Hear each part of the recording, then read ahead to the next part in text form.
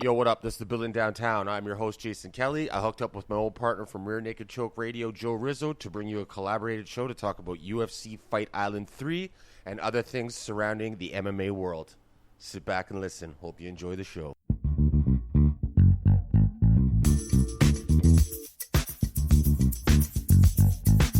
Building downtown, building downtown, building downtown, building downtown. Along with Jay Kelly. Ooh, Jay Kelly. This is Joe Rizzo. Thanks for listening to us on Rear Naked Choke Radio once again. Yeah, we're getting back in the swing of things here. 2 shows in a week. Who knew? You can follow us on Twitter at RNC Radio. You can follow me at Rear Naked Choke, all one word. And you can follow Jay Kelly at Jay Kelly MMA, JayKellyMMA. You could also, a little plug for his show, The Building Downtown. You can follow them on Twitter at The Building DT. And I also have another podcast called Diamond Diehards. So check that out at Diamond Diehards on Twitter and Instagram. You can get the show downloaded no matter what, any of the shows we're talking about. Go to wherever you find your podcasts and please give us a subscribe, a rating, preferably 5 stars. If you want to write something nice, then do that.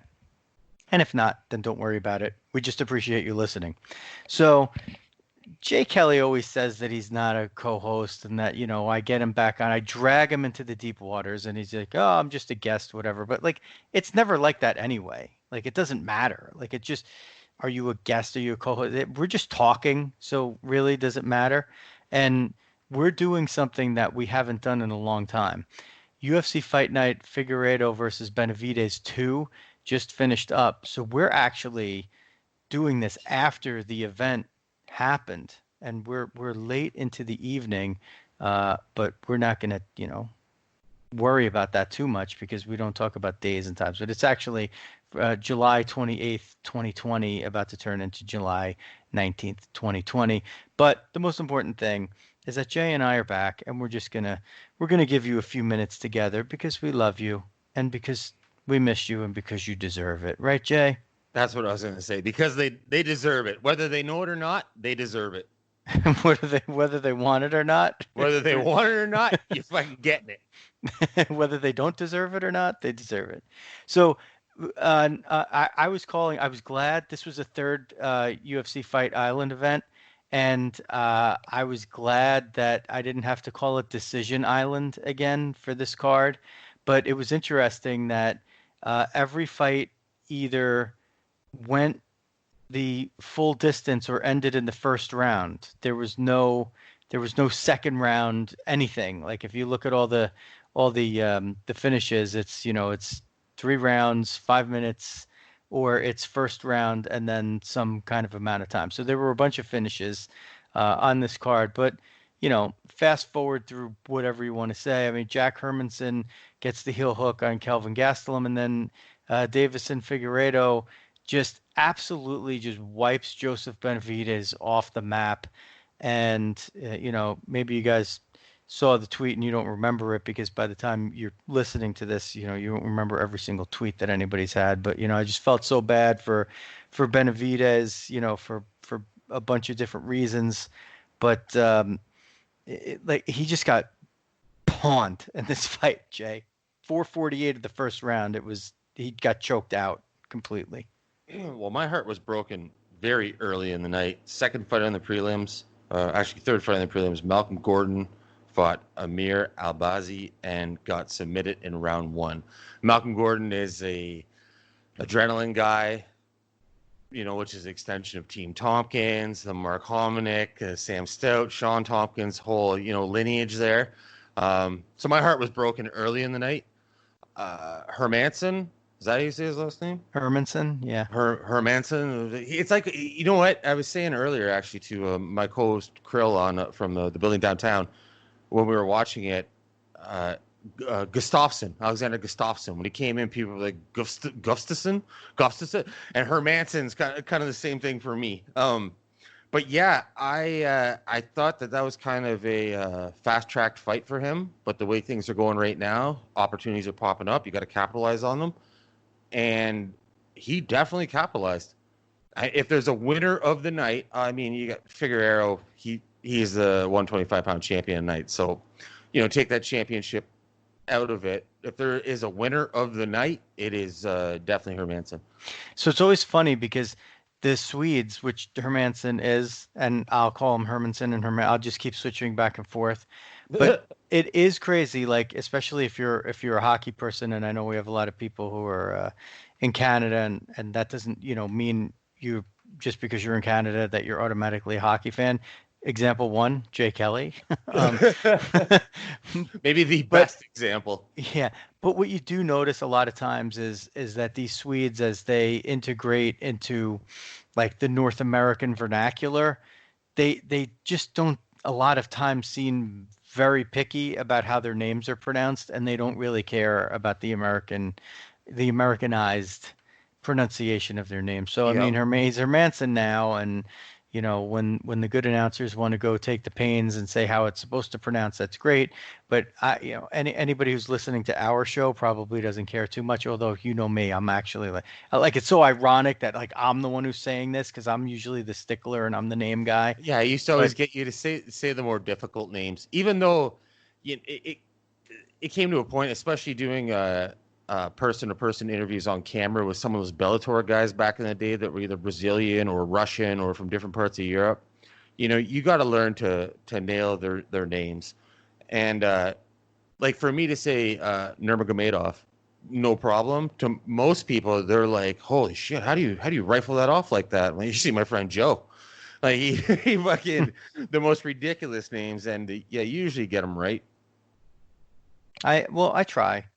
I have to admit that over the years here, I mean, listen, like you could just go look back at the archive. The shows happen much, much, much less frequently these days. And back when you and I were doing, sometimes, I mean, Jesus, like 3 shows a week, maybe even more on occasion, like we were digging deep into these cards. And a lot of times, like you and I would talk about the first fight on a card, like previewing it. Yep. Because we knew the roster up and down, back and forth, sideways, you name it. And those guys that were newcomers who were usually, on that first or second slot, we knew them before that. We knew them from other organizations, whether it be in Canada, United States, or somewhere else in the world. Like we knew them coming in, or at least, had somewhat of an idea who they were, so we could dig in that deep. But really, the show over the years has become more of, I mean, not that it always wasn't, but it's more guest oriented, or it's more one-on-one oriented. It's like we're talking to somebody. Like last show we had on Sergio Da Silva, and of course, I know you haven't had a chance to listen to that show yet, because if you did, you would have texted me right away. So I was gonna come on and say, okay, and Jay and I are gonna review the Sergio Da Silva interview that I did last time out, and then you were gonna say, oh, I didn't listen to it, and I was gonna be like, and that's all we have for today. Thank you, but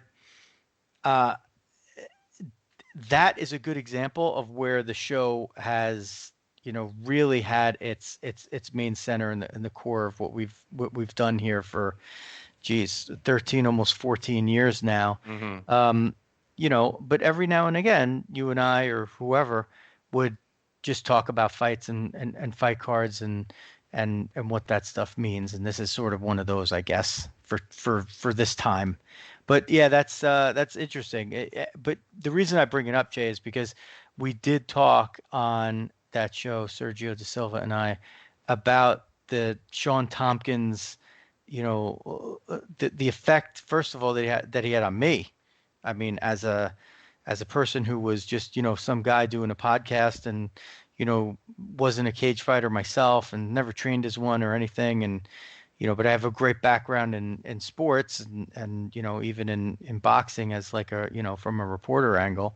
But I it's different. Like when you're in the cage, you're in the ring, or you're even training with these people. And when you can get somebody like Sean Tompkins with me, where I was able to just really pick his brain and get so much feedback. And it wasn't just on the air on these shows of the early shows that we used to do. There was as much time as we talked on the air, we talked even more off the air. And I learned a lot. And he gave me, I was telling Sergio, like, he gave me a lot of confidence to be able to come on and, when I wasn't necessarily talking to him and I was talking to somebody else, to trust my analysis, like trust what I'm seeing. When you see that somebody, whenever they throw a leg kick, they telegraph it, and he's like, yeah, you're right, they do.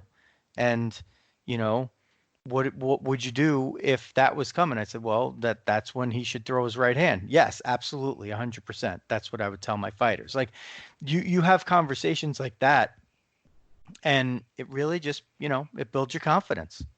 Yeah, it kind of it solidifies, encourages, certifies, whatever word you want to use, what what you think because without being a practitioner or a competitor in mixed martial arts or any martial art or any combat sport, there is always that doubt there, right? You know what I mean? You could watch validate. You've watched over 10,000 combat sports encounters in your life easily, right? Wrestling matches, boxing, MMA, kickboxing, jiu-jitsu, whatever it is. Easily, you've watched over 10,000 combat sports encounters in your life, right? But it's like you might damn near know, like, this is a thing. And you see it in certain fighters, and you see how other fighters counter it. But there's, that 1% doubt where it's like, maybe I'm wrong, but I'm pretty sure I'm right. And then someone like Tompkins is like, you're 100% right. It does encourage you and build your confidence, because it's like, I knew I was fucking right. I fucking knew it, right? You know what I mean? So it allows you to say more things and believe in what you're saying. The other thing is that Sergio Da Silva was saying, he goes, oh, Tompkins, like, Sergio is from, originally from Brazil. He only lived there until he was 3. And then he lived in Queens, New York, where he still does. And he told a story about how he did a seminar with Sean Tompkins. And he's like, that guy blew me away so much. He's like, I just sat there and really considered moving out to Vegas to train with him. He goes, from one session, I wanted to go move out there and train with him. He's like, he taught me so much. Like, it's a great story. Like, your ears will perk up, like you especially, Jay, when you hear that part. That's why I'm dying. Like, but that's just like the tip of the iceberg. This was one of the best interviews that I've done, and I'm a little pissed because the show's not. It's actually like, this episode is not trending that well. I'm like, dude, what the hell's the matter with people? I'm like, this is like the gold, Like, you've always said, I think, that my interview with Shannon Knapp, my old pal, who's the founder of Invicta, was, maybe my best. I would put this right up with that. There is so much to unpack from this interview. It's incredible. I mean, Sergio's story it's unbelievable. I mean, and it's all true. It's all true. Yeah, and like you're just saying, the story is gold. The show is gold. His guest spot, gold, and it's not trending that well. Where it's like, if he even had, a little bit of a viral video or some sort of bullshit that was absolute nonsense that had nothing to do with anything, this show would take off. But when you're getting the actual substance, for some reason, this day and age, it doesn't matter if it's music, podcast guests, unless they're already on a major platform. Fucking nonsense flies a lot more than actual substance these days, and it's kind of always been that way, but nowadays even more so. Well, and you and I talk about this constantly, where right now you look at the world, right? And if you're a podcaster, you've been done a great favor kind of by the lockdown, and one of the things that's happened during the lockdown is people who are professionals and usually going into studios to do content production and things like that. The people who, are making money doing it or have better equipment or whatever, they're like at home on their computers kind of doing stuff. Like Kelly Hmm. Ripa and Ryan Seacrest are doing, their live ABC show every day with their AirPods on. Like, I mean, so that when that lowers the bar kind of for everybody else, you don't have to worry as much about, sounding as professional, because sounding professional like just became a lot easier because look at what the professionals sound like, right? And but that doesn't replace quality, and it doesn't replace, like you said, the BS. But what does sort of replace that and gets you the looks is you have a big name already, and they have a platform that has a million followers on it, and they start an Instagram live, and there's 53,000 people, right now, like they just got a notification that blah blah blah is going live, and they've just joined in, and then Hmm. that person, just grabs a guest, and they do this kind of like interview with that people are not even listening to, Jay, right? Like they're they're commenting, and the only thing that they're commenting is, "Hey, blah blah blah, I'm a big fan. Invite me to go on." Like, or Yeah. look at my comment and read my comment. They're Yeah. not listening to the substance of the interview.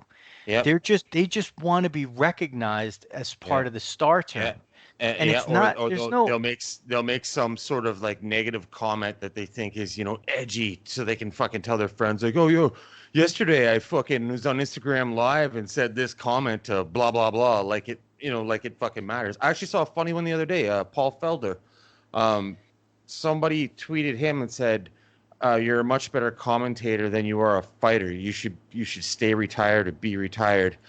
And Paul Feller said, like, thanks for the feedback, something along those lines. He's like, now, would you say that to my face? The person responded, no, because you kicked the shit out of me. That's why I said it on Twitter. And Paul Feller responded, fair enough. It's like that was a great one. I like that one. But Yeah, and listen, like, our old buddy Laura Sanko, like you see the stuff she posts on like Instagram and Twitter, like these people that are DMing her, you know, yeah, disgusting, filthy. I I plan on mean, having Laura Sanko on the Billy Downtown sometime in the near enough future. There's no rush, I don't think, and I don't think she's going anywhere. And like, you know what I mean. There's nothing that's like a need for me to get her on any immediate time, but I want to have her on. And plus, she's our old buddy from Rear Naked Choke Radio and even MMA Diehards Radio, right? So I want to have her on. I want to talk about her growth and this and that. But one of the things that I already have in my head is to be like, so like, how many eggplant emojis you get in your DMs these days? Because I see the shit that people fucking say to her publicly on Twitter. Like, it's brutal, the shit that she has to put up with. I know, it's amazing, and the funny thing is, like, she couldn't handle it any better than she does. Like Yeah. she's so Yeah. together with it Laura and stuff. Sanko's she's a fucking G. She is awesome. And Yeah, but like we knew that from like day one, you we knew know. that when she was pulling out of fights because she was pregnant. Yeah. Yeah, man. No, So yeah, Laura's always been awesome. And it's funny too. I often think back to when she was asking us about her first Invicta gig, and she was talking about how nervous she is, and you know, not like, hey, like she didn't reach out to us like, hey guys, tell me how to do my job. It was on an episode of Rear Naked Choke Radio, but she was just like, hey, I'm open for all tips. Like I kind of stumbled into this. I think I can do it. I'm confident, but I'll take all tips and everything. And now you look at her go covering UFC stuff, and it's like, pfft, what the hell were you ever asking for tips or advice for? You got well, this shit. I mean, and the only thing I think when I'm watching is that yes, of course I'm biased, but I feel like she's just underutilized. Like, I don't know if they're just doing it to kind of protect her or move her along, and let her get like years and years of experience before Yeah, they want to let her do more. But like, I think she's underutilized. Like why wouldn't you want to put her on? Like she's insightful. She's got a good delivery, and you know what? You can see that when the fighters are with her, they respect her. They respect her at a different level because she gets to know them and they understand, she had professional fights. And she didn't have many, but she did. And Yeah, she still yeah. trains. That makes a difference. It makes a difference. It does. You just Off the top of my head, like I think that Megan Olivia was there first and established, and it's not to say like, Laura's nowhere near her, and I'm also not saying Laura's years better than her. Like, just Megan's there. Laura's a great talent. Neither one of them are fucking, ancient. So I could see, like I said, just off the top of my head from you saying that, maybe they're using, Megan's like she's the starting goalie, so to speak. You know what I mean? And it's like your backup. That's not bad. Like you got like fucking like two fucking starting goalies, and why rush them? Right. So and where Megan's already there and already established, that's the only reason I think like you could say, because what other ways could you utilize her without taking opportunities away from Megan?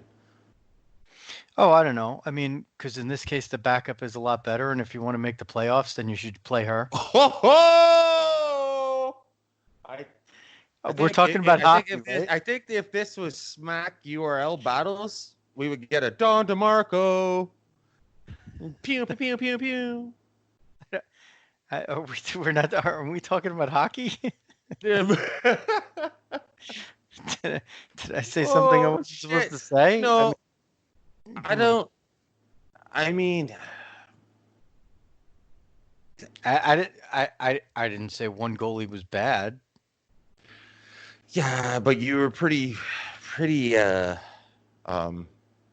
fierce with who you is better. I admitted my bias, so what's wrong with that? Am I not allowed to have an opinion? Yeah, but you also have. I know it's 2020. I guess I'm not allowed to have an opinion. Yeah. You also have somewhat of a history with Megan. Not really. No. Not really. She was just did a little bit of freelance stuff for the outlet you owned at one point. No, she didn't, actually. I thought she did some shit for Diehards. No, she agreed to come on, and then an hour later, unagreed. But that was all. That was all with Hector, though. I had nothing to do with that. I've probably met her twice, but I don't think if I was in a police lineup, she couldn't identify me. Well, that I know of. Maybe I'm. Yeah. Maybe she might now. Criminal's Robert De Niro from Taxi. I'm pretty confident she doesn't listen to the show.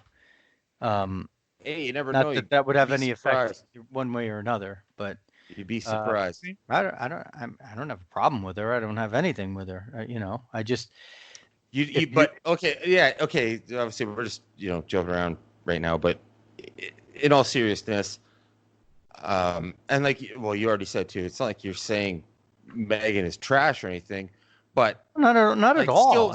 Skill for skill, right? And not shitting on either one of them. What areas for their jobs do you think like Laura excels in and Megan excels in? Because there has to be at least. This is the fucking. I mean, not the exact same job, but you've done this job to some extent in different sports, right? NBA especially, right? So, what things do you think they each shine at that the other one doesn't? Well, it's not that. That's not really what it is. The skill sets are both fine. That's not the difference. The difference is that Laura moves the needle, and that has absolutely nothing to do with Megan. Like that doesn't. It's not really a fair comparison. Laura has je ne sais quoi, which is like you can't describe what it is. She's. Maybe for some people it's that she's, attractive looking. Maybe for other people it's that, which is not for me. For me, it's I like the way that her guests warm to her. They want to talk to her. They wanted to. You used to tell me this. People like to tell me shit. People like to tell her shit. They want to talk to her, and like with Ariel. they want to talk to Ariel. Is he the best reporter? Is he the best interviewer? I mean, I don't know. He's good. Is he the best? I don't know. But people like to talk to him. Even people that don't like him like to talk to him. So that's hard to find, right? And she has it. She has it. And that's why, like, you don't just kind of, get an opportunity or two and almost reluctantly, like she's so good that even without trying to do it and with, wanting to stress her time, running businesses at home and, having a child, who was pretty young at the time that she really started breaking into this stuff or not, I don't know. I mean, she might have even broadcasted like before he was born. Well, I mean, yeah, her child right? still It was can't be that old even today. No, he's not. He's not. Yeah, I mean, yeah. he's pretty young. But like that's people recognize that, and that's why usually you get these type of opportunities. And it's not. It's to me, it's not. Not that it's not fair to compare them. It's the only reason why you're trying to compare them probably is because they're doing sort of similar jobs and they're both female and they're both working for the UFC. I mean, what about Heidi Androl? Like, what do you say about her? I mean, she's done that same job too. And what is it? Why has she not stuck there? Well, because she's not like Megan has better knowledge than Heidi Androl does. Like, that's not even a question in my mind. And that's not necessarily a knock on Heidi. Heidi does a lot of other things too. Megan is in depth and understands the fight game really, really well. Her husband is Joseph Benavidez. So she has a little bit more of an understanding. She might have some more key relationships. But it also means people who might not care for him maybe are not going to be willing to talk to her. Right? Yeah, yeah. Or not willing, or they're always holding something back, maybe. Yeah. Or I've always been I don't know, thankful is not the right word, but fucking like I've always liked that like Megan was with Benavidez, like they were dating for the longest time, got married, whatever. If she was with, and this is not to take anything away from Benavidez, when you look at the 35, 25 pound division, he's going to be a staple in that motherfucker long after he has passed away. You know what I mean? Like Joseph Benavidez, Demetrius Johnson, Uriah Faber, Dominic Cruz. When we think of those lower guys, smaller guys, if she was married to someone who was like, a superstar, I guarantee you she would get tons of fucking flack saying, "Oh, it's only because of who you're married to, or only because of who you're dating." And I'm glad that she doesn't. I'm sure she does get it to some extent, but not a ton, especially on social media. Now, to what you were saying about if people might not want to give up as much information if they're doing an interview with her for whatever reason, or it could be a fucking. I don't know if she has or hasn't, but has she interviewed TJ Dillashaw since the Alpha Male split? I have no clue, right? And I don't know if that would be her call or UFC's call. I'm sure she'd be a professional if she had to. But you think TJ, after the Alpha Male split, is going to give her a completely honest interview? TJ, obviously, he's getting fucking smeared all over the place because of the cheating and everything else, which is, rightfully deserved. He fucked up. But other than that, he's never seemed like a complete pile of shit. So I can't see him, being a dick to Megan for no fucking reason. But he's going to be a little more reserved with his answers. I don't think there are really instances of that. Like, and I think people are fair with her, but I think it, doesn't really have that much to do with anything except the fact that some people are going to look at her and say, okay, she's in this camp, and I'm just going to give straight answers here. Like, I'm not going to expound on things, and I'm never going to give her a little bit more than I have to. Now, I will say Megan's interviews with Dana White are always very good. So I look forward to that. And I'm also saying that she's good. and I like her. So if let's not confuse matters here. But we're also trying to figure out, like, how does Laura Sanko go from nothing to where she is? And, Megan was doing this before she was with Benavidez, so it had nothing to do with, there was no connection to that. And she's been around it for a long time, and she works hard. But, why maybe haven't some of these reporters, like, elevated into further levels? Like, Laura's completely capable of being an analyst on a fight. I bet she'd probably be pretty good at play-by-play as well. And, you look at somebody like Julie Kedzie, she's done analysis for Invicta, right? Mm-hmm. And Laura didn't, because of Julie probably being there. That's probably why Laura never got to cut her teeth doing analysis there. Laura would do the, cage interviews and the background interviews and stuff like that. But, like, I'd like to see Laura get a shot at doing analysis, because a 3-man booth with her being one of the colors, I think would be a great start. Yeah, I don't know. I don't know how much of a fan of the 3-person booth that I am. I mean, I'm a little more traditional. That's where she would have to slide in. I don't know. I mean, really though, because if you have a good play-by-play person, they set the analyst up for when they need to talk. I mean, there's only 2 people in the cage. I mean, it takes 3 announcers. Like, I mean, 2 people fight. I mean, like, should one person analyze the referee? Like, pretty much they should be able to do it. At first in the UFC, when they started doing it, I was I don't want to say not a fan, but I was. It was different, so I didn't like it, right? Just like all MMA fans. What do you mean you're getting rid of Mike Goldberg? Fuck you! I'll burn the whole place down, right? You know what I mean? And then you bring in what's that guy's name they have in there now? Brendan something. Every once in a while. I mean, he got fucking torched, but I'm past that, so I didn't have anything to say on social media. But he got fucking torched, and, like, Bisping and them had to, like, come to his aid and say, like, ESPN put him here. He's learning. Give him a shot. But, MMA fans, like 95% of them, they're going to come right at your fucking throat. And where if you just put Laura in a 2-man booth, especially with a male play-by-play, a very well experienced male play-by-play, I just don't think right away her personality would come out in the play-by-play. You know what I mean? I think that she'd be better as the 3rd in a 3-person booth with and I mean, fuck, this might sound sexist as fuck, but I apologize. A male play-by-play and a fucking a male color, and her as the 3rd. Because it's like I don't see her starting off having the classic moments like, Rogan has a billion of them, or like DC with the Doug Rose.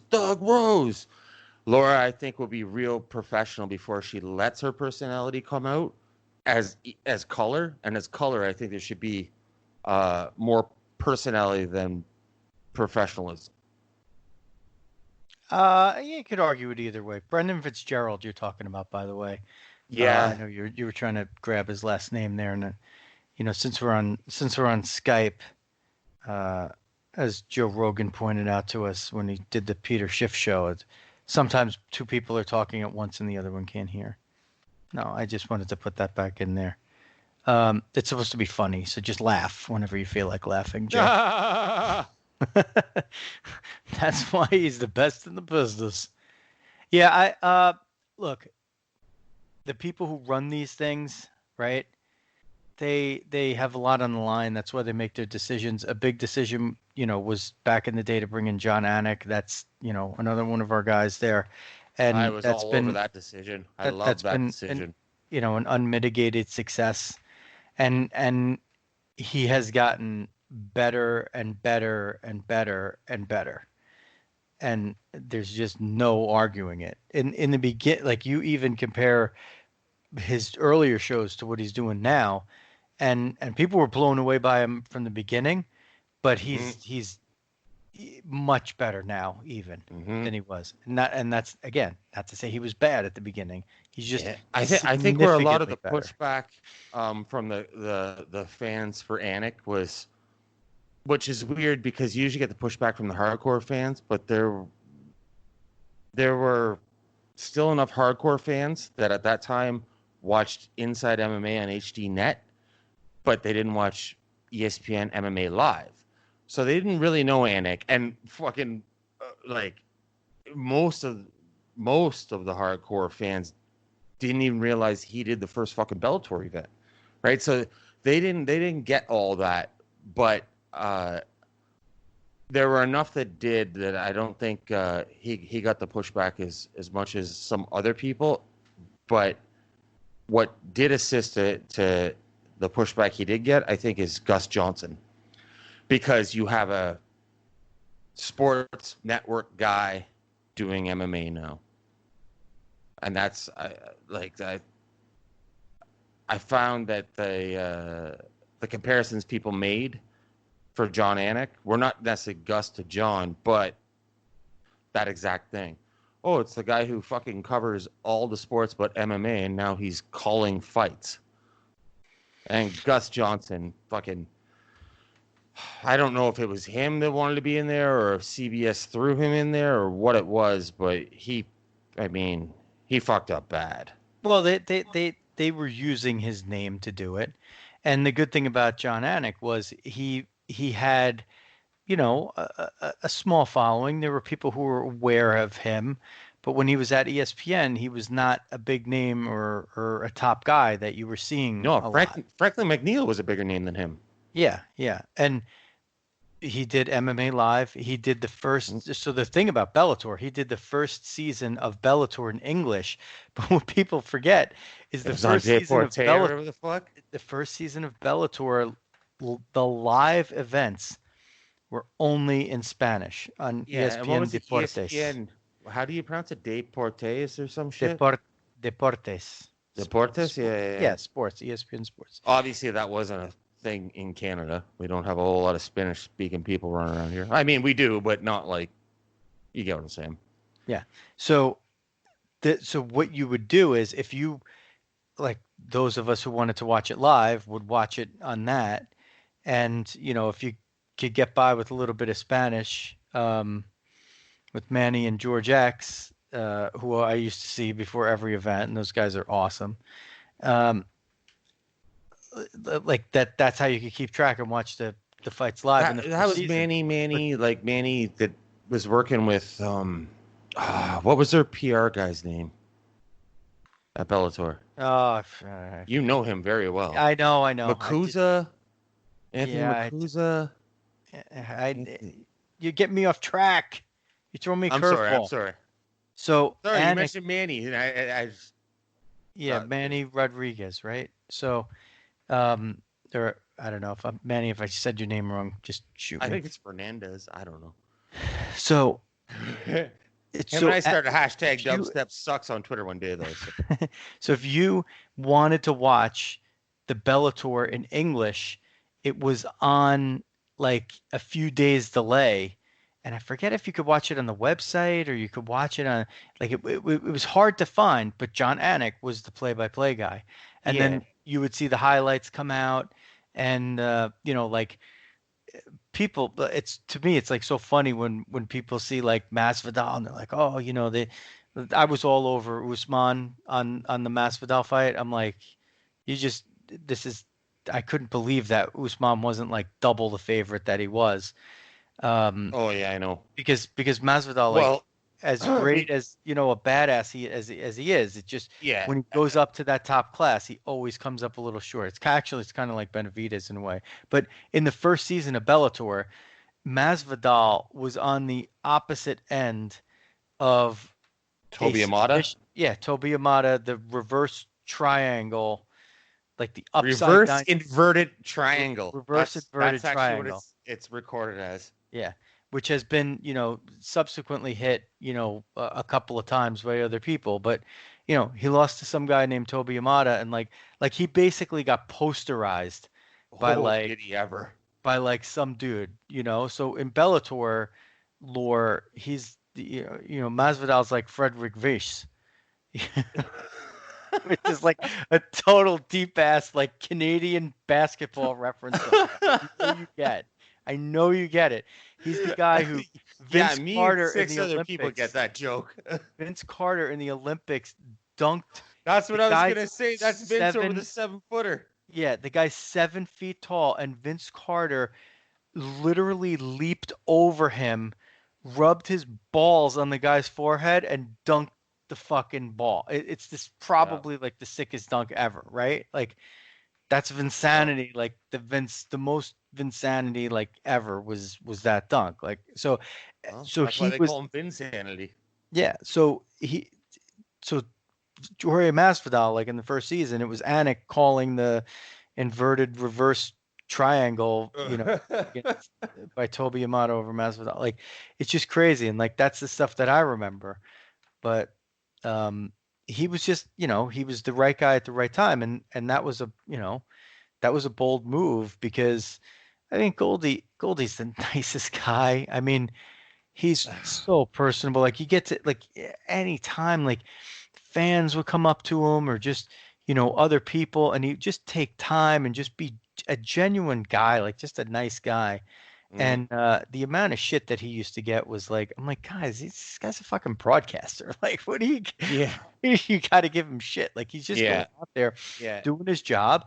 And the thing that he excelled at and excels at in his job is his pitch, and he's exciting. And Goldie, you're talking about, right? Goldie, yeah, he's exciting, and he kind of gets excited, and sometimes like with the descriptions and the words and all this other stuff, maybe he lacks a little bit, but like for the big moment, he's fucking he's appealing, right? At that time, I mean, fucking the pool is not that deep, right? Like, okay.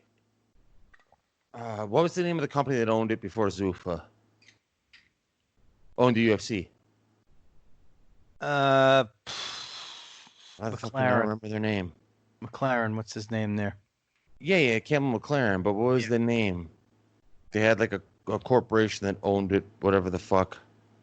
Anyway, okay. Anyway, they were throwing out fucking, money as much as they could.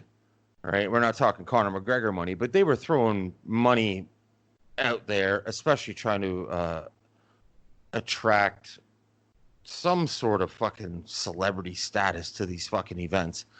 And then, and Rogan was there at that time. I'm not sure if Goldie came in. I think he came in near the end of that time because I don't think Dana and Lorenzo and Frank hired him, but I could be wrong on that. Either way, at that time, Zuffa takes over. Buys it, not takes over. They keep Rogan. Your play-by-play guy, unless, and as we know as the story goes, they already lost. Well, over time, they ended up losing $44 million before they turned a fucking profit on the thing. Where are you getting these play-by-play guys from? Especially a play-by-play guy, like who can do the play-by-play job and knows a ton of different martial arts, right? So it fucking Goldie came in just like I think anyone else would have came in. You could have had fucking Marv Albert in there. He doesn't know the fucking sport. He's trying to figure it out as he goes along. Goldie kept it exciting, and his fumbles turned into fucking highlights on YouTube, which people do appreciate to this fucking day. So yeah, Goldie, he may not be the best pick, but it's like, well, who else? If he wasn't the best one at that time, give me your fucking play-by-play guy. Listen, he drew people in. I mean, over time, for sure, virtually identical. Here we go. It's all over. Fuck. People get those like whatever you want to call them. Catchphrases. Yeah. Those Marv Albert. Right? And it counts. Like fucking yes. Yeah, exactly. Right? Like fucking so how can anyone ever shit on him? I will not know. And I'm sure you love him even more because he's into hockey. Oh yeah, good hockey guy. I mean, he did football. I mean, listen, not everybody always has to be the best at whatever, but he is a key component in the history of the UFC. No doubt about it. Let's do a little fun exercise here. I hope you're up for this. We're gonna go fucking fantasy league building. Promoter, matchmaker, or 2 matchmakers, and a 2 or 3 man booth. If you were the guy that you were the Ted Turner in this motherfucker, you're writing the checks. Who would your promoter be for an MMA promotion? Well, I mean, is there even another answer besides Dana White? Hey, some assholes like to go out there and be like, Scott Coker, just for no reason. And Scott Coker's awesome. And I know we both have always had a great relationship with Bjorn Rebney, right? So it's just, but yeah, Dana, I'm Dana as well. Matchmaker or matchmakers? This is, again, you don't even have to use the solidified ones people know. Like, if there's anything else, because I know what you're like. You have tricks in your bag all the time where you'd be like, matchmaker, Steven Quattros, and fucking, you know what I mean? Like, you'll pull some shit out like that. Yeah, but I mean, I'm trying to play it straight here for you. And like, if you look at, just the way the UFC matches have gone, and when you consider like what's on the line, and when there's belts and they stray from belts and they make good fight. I mean, it's going to be hard to not pick, a Joe Silva or Sean Shelby. I mean, I probably pick Sean Shelby because I think I think that he had it maybe like a little bit tougher when when they started bringing in the women and the lower weight fighters after the WEC. He came with WEC, right? I don't know if he did. No, I don't know if he did. He wasn't the matchmaker for WEC, I don't think. Who was? I thought he was. It was I don't know. I have his name in my head and I just can't think of it. Where did Mick Maynard come from? With who? Where did Mick Maynard come from?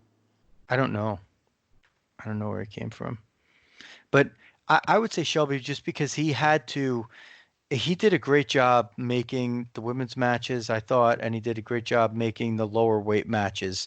And he had a lot of pressure on him because there were a lot of eyeballs on that, and he helped those divisions succeed. And I know you could say, well, I mean, how much has the 125-pound division succeeded? But you know what? Blah, blah, blah, blah, blah. But you know what? I get what you're saying. Demetrius Johnson, maybe it's not his fault that he wasn't the best draw, but and matchmaking too it's not just like, yeah, sure, he's given, not to say given, but like you said, the women plus the lighter weight classes, and Ronda, Misha, Uriah, Aldo, all these talents. If you're not matching them up right and you're making boring fights, their fucking star is not going to soar. So even though the talent's there still takes a skill to setting it up, I think. Yeah. And then making the right fights at the right times, knowing who's the matchmaker for Strikeforce? Any idea? I don't think I've ever known. I think he's the Bellator matchmaker now. He's John Liu, is that his name? I forget. Because Scott Coker is the one that put together the bigger matches. There, is that not correct? Like, Scott Coker is the one that got the Fedor deals done. Let's see. I mean, he got the deals done, but I don't know if he was matchmaking is I mean, like, when you're going to do Dana Fedor White like Dan doesn't Henderson. You don't think Rich Chu? That's it, Rich Chu. Oh, he's over in 1. Chu. Yeah. Oh, he's at 1 now. Okay. Or Victor is. Rich maybe, or am I mixing up the names? Either way, and I apologize to these people if I'm fucking their names up. Bob Cook was a match. Yeah, Bob Cook from AKA. Strikeforce. Yeah. And I know Shamrock had something to do with it. Frank. Yeah. But something like if you don't think the promoters have some say in these, in the matchmaking, I mean, they might Certainly. not do it, but there are definitely times where the promoter's giving a directive, like, Yeah. hey, this guy or this girl is going to fight and headline this card. Don't fuck it up, And now they got to decide like that you're going to put Holly Don't Holm come home till the job's done. and then you got to decide to put Holly Holm against Ronda Rousey in front of the biggest gate in, Melbourne in UFC history, right? And then look what happens. So, you've killed the golden goose essentially at that point. But you have to do it. Like that's a hard match to make, knowing that okay, I need to give her a tough fight, but if she loses, is that really going to help the company? Like, well, you got to play it straight. So, what was a bigger gasp on the combat sports world, in your opinion? Ronda losing at that massive event with 70-something thousand people, or Tyson losing? Tyson losing. Yeah? Yeah. I mean, you can't even compare the odds. Really? Buster Douglas was a 42-1 underdog. But Holly Holm was Ronda touched more than was, mixed martial arts fans, right? Like fucking soccer moms were Ronda fans. Okay. When Tyson, right? Tyson probably was the most recognizable human on the planet at the time. Right, Tyson, yeah. He was the most photographed human one year, wasn't he, or some shit? Yeah, probably. Yeah. Yeah, it's an actual record. He was the most photographed human on the planet. I don't know what year it was. A long time ago, obviously. Yeah, it's no comparison. It's no comparison. Really? Yeah, because there was so much late money flowing in on Holm. She was basically at the end. She was like a 5-1 underdog. He was like almost. He was 9 times that. I'm talking the general impact afterwards, though. Yeah, it was devastating because Tyson was never Tyson again after that. Yeah, I knew that. And everybody always wanted him to be that again. And he never could become that again. That's why at age 53, when he's hitting focus mitts like a complete savage, people are going out of their minds and they're willing to say, oh, I want to see him fight Holyfield again. Like he's 53. Do you want to see him fight Holyfield again? I mean, maybe if it's like a 3-round fight, I don't know. I mean, like, yeah, I'm not interested in that at all. I'll watch it, obviously. I don't want to see anybody like. I don't want to see it wreck themselves, but I mean, but like as a spectacle, maybe. But like to see. I don't want to see those guys be a spectacle. We've already seen. I mean, Tyson, especially at the end of his boxing career, we saw a fucking spectacle, and he seems like he's in a good place now. And as a combat sports fan. Fucking, I don't know. I don't want to see. Meanwhile, as we say this is the night that Jeremy Horn and Pat Miletich are fighting right now, like as we speak. Jeremy Horn won his boxing match. Pat Miletich was. I didn't see a result yet as of this moment. Pat and Jeremy, So, listen, I don't begrudge anybody a chance to make a living. No, if they want to do it and make money out of it. I mean, obviously, but do you want to see it? The great Cinderella story would be, Tyson has this run and he starts beating people, 20 years younger or 30 years younger than him. And that's the worst possible thing that can happen because then he believes it.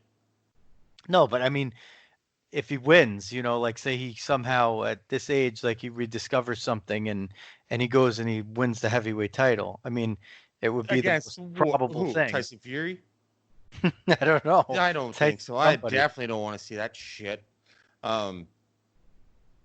Brutalization. Speaking of that, last Saturday, Jose Aldo and Piotr Yan having a Russian co-host allows you to learn how to pronounce Russian names a little better. Wait, but what happened to our exercise of best matchmaker, best promoter? What happened to that? Oh, you went off the rails somewhere else. So I thought you were done with it. No, we were talking about Rich Chu, and we were talking about promotions and then people promoting. Yeah, we got on the killing the golden goose. Killing the golden goose. No, you did because you said I was talking about how it was hard for Sean Shelby, who I'm pretty sure was the one, who was responsible at the time for Rousey versus Holm, where he was, killing the golden goose essentially. And then you equated Rousey to Tyson. Nobody And wants to hear our domestic. I know, but I'm just telling you that I'm right. Okay, so back to it. You go with one matchmaker or two? No, we'll just say one. I mean, I'll just say One? Shelby. I like Shelby. He's good. Shelby's good. He's money. No love for Joe Silva, or after I mean, Joe I'm Silva's just, stories? I like Hesitant. both guys. I mean, I like Rich Drew. I mean, they're all good. I just for the sake of this thing, I'm giving one matchmaker, and I'll take Shelby. He'll be my guy. Okay. So I want a 2-man booth and a third that you would put in and out when you feel the third is right. Because you already said you don't like a 3-man booth. So I'm assuming you like a 2-man booth. So who's your play-by-play? My play-by-play is Anik. Who's your color? This is a harder one because it kind of depends what you're really going for, right? Like if you're going for someone who has a good analysis in the moment and the delivery of it, that might be, say, Dominic Cruz, but he does get a lot of criticism for trying to be a little bit too exciting, like saying, oh, he's got that in, it's deep, which is the criticism, of course, of Rogan, right? Where he's oh, that's deep, and then the guy pops out of it. Yeah. Oh, he got out of it. Oh, what are you watching? I'm like, he's watching the fight. He just sees not the same angle that you see, maybe. Like Rogan's pace and his pitch and his excitement and his cage interviews are very, very, very tough to beat. But, if you have Anik there, Anik also has done the cage interviews as well. So between the two of those, you can kind of... That was something I was going to get into afterwards. I was like, bonus question. It would be hard for me not to say that, having Anik and Rogan together wouldn't be, anything less than the optimal. But I'll tell you what, I mean, people love Felder, and he is really good too. The guy that impresses me, fan of Felder. The guy that impresses me more and more, you're gonna kill me for this, is Bisping. I kind of thought that you would go opposite for me on that.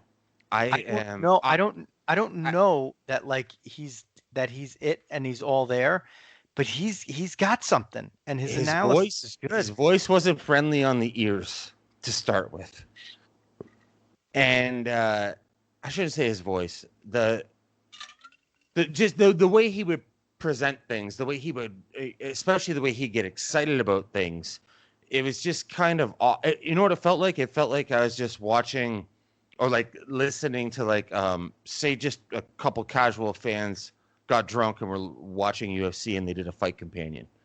That's kind of, you know what I mean? Like just, he came off too harsh, got a little too ahead of himself, but he's honed his craft. And, yeah, I completely agree with you.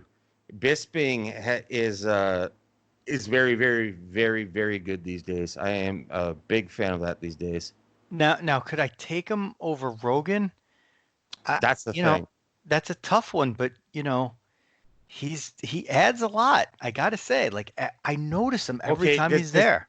Does it make it easier if we do one of those things like where if somebody's like, "Who's your favorite basketball player of all time?" Don't give me Jordan, Kobe, LeBron, Magic, right? Like like. By taking Rogan out of the equation, because it's kind of hard not to say, well, yeah, I put my fucking money on Rogan. That's the safe money, right? So if he's out of the equation, who do you go with? Bisping? It's hard. I'd go with Bisping or Cruz, I'd say. And I know Cruz has done less and he's come under a little bit more criticism, but I like him. He's got a delivery.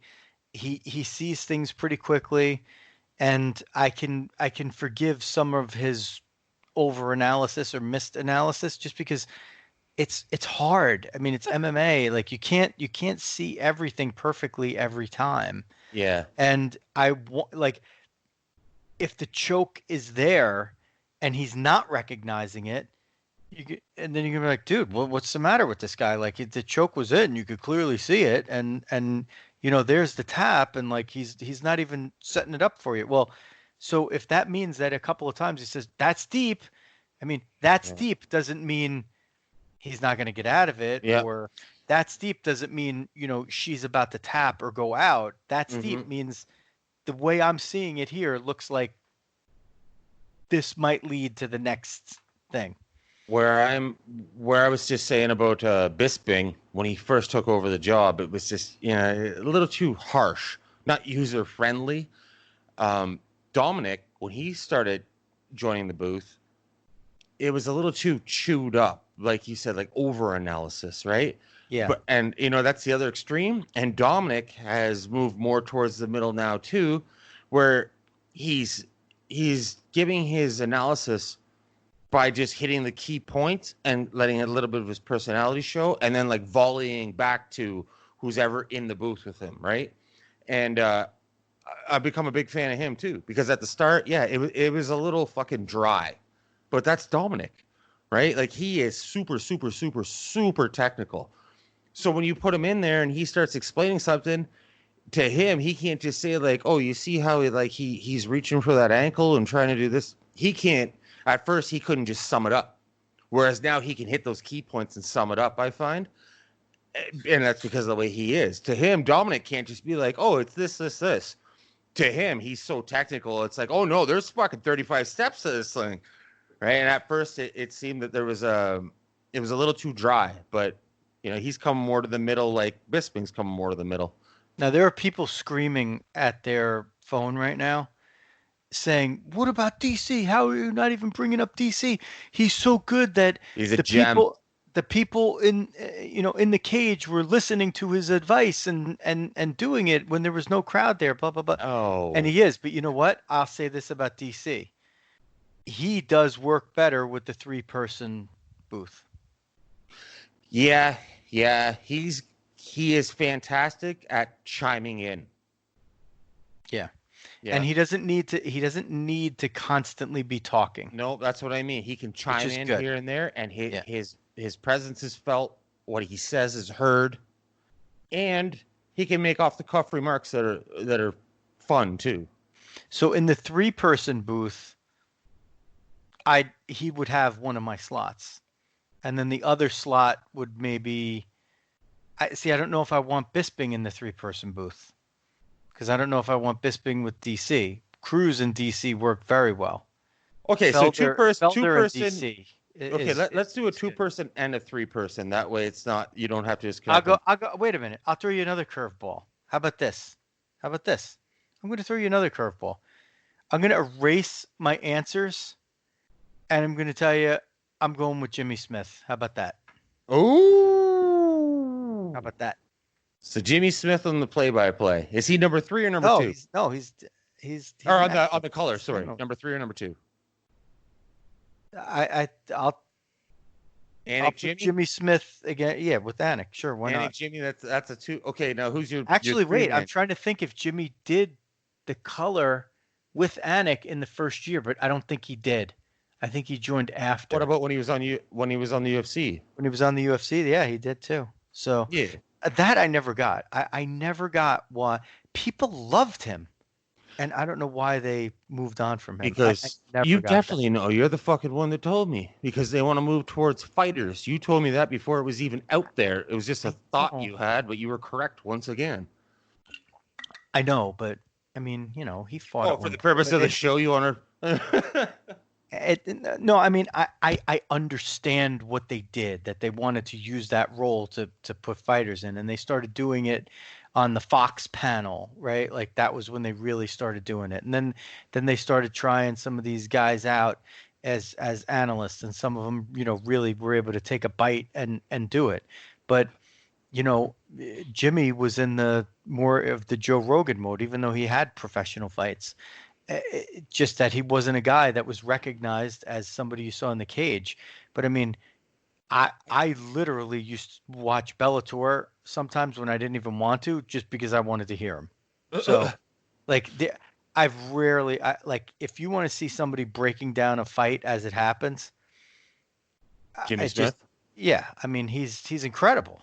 Like, Hold on here. There's a guy. He's from Canada. He's done a lot of color in his life. He's also a former fighter, also a former rock star. He goes by the name Robin Black. Do you think he could fit in to, whether it be a 2 or 3 man booth, whatever, at the UFC with the talent they're using now? Yeah, I mean, I would put Robin's analysis against anybody's. You know why? Because Robin is a tireless worker. He is never beat on preparation ever, ever. Nobody. I mean, maybe there are people who watch as many fights as he does. Maybe there are people who break down as much as he does. Hell But no. he's probably not, right? But I mean, he's never going to get outworked. And you know what? Yeah. When you're on a broadcast and you have that preparation behind you, uh, it's a win. And he's got a good voice, and there's something good about him. Now, unfortunately, I actually really haven't heard him do Yeah. analysis like except Yeah. like his breakdowns. Look, he literally takes two kangaroos fighting and does a breakdown on it, and it's like a 1 minute breakdown, like, and it cracks you up, but like he's like, it's a joke, like it's a farce. But his analysis of it, like, is actually, it's like spot on. Like when he's telling you, Yep. look at the movement. Like the kangaroo steps back, he leverages his tail, and then bink, like he can actually do that. So I mean, you don't think he could do that like in real time with UFC fighters? Of course he can. No, that's So not what I'm saying. I'm saying, do you think he fits in there? well, I mean, he really fits in like anywhere, like to me, where you're gonna, you know anywhere that you want to use, like he could be a pregame, he could be a postgame, he could be an analyst while it's happening, he could be on ESPN breaking down fights afterward. His play-by-play guy, his partner in crime, for the most part, is John Ramdeen. Also, very important person and well-known person on the combat sports circuit up here, just like Robin. He obviously doesn't have the I don't know if to say fame that Robin does, but he's not as well known globally. But Robin will be the first one to tell you, fucking, he's not at home in the booth unless he's with Randy. That's where, like you just said, you haven't heard Robin do color. I've heard it. I actually heard him calling a fight a couple times now, where my media table was right near where his commentating table was, so I got to hear his commentary like out of his mouth, not through speakers or anything, while he's calling the fight and I'm watching the fight live. And I don't want to say it's not polished, because that's not true, but it's not. It just doesn't. What he does, and I've said for the longest time, he's the number one replacement for Joe Rogan. His knowledge and his excitement that he brings to the booth, analysis as well. Fucking, that's the guy. The guy with the fucking sleeve tattoos on his arms, just like Rogan. That's your guy.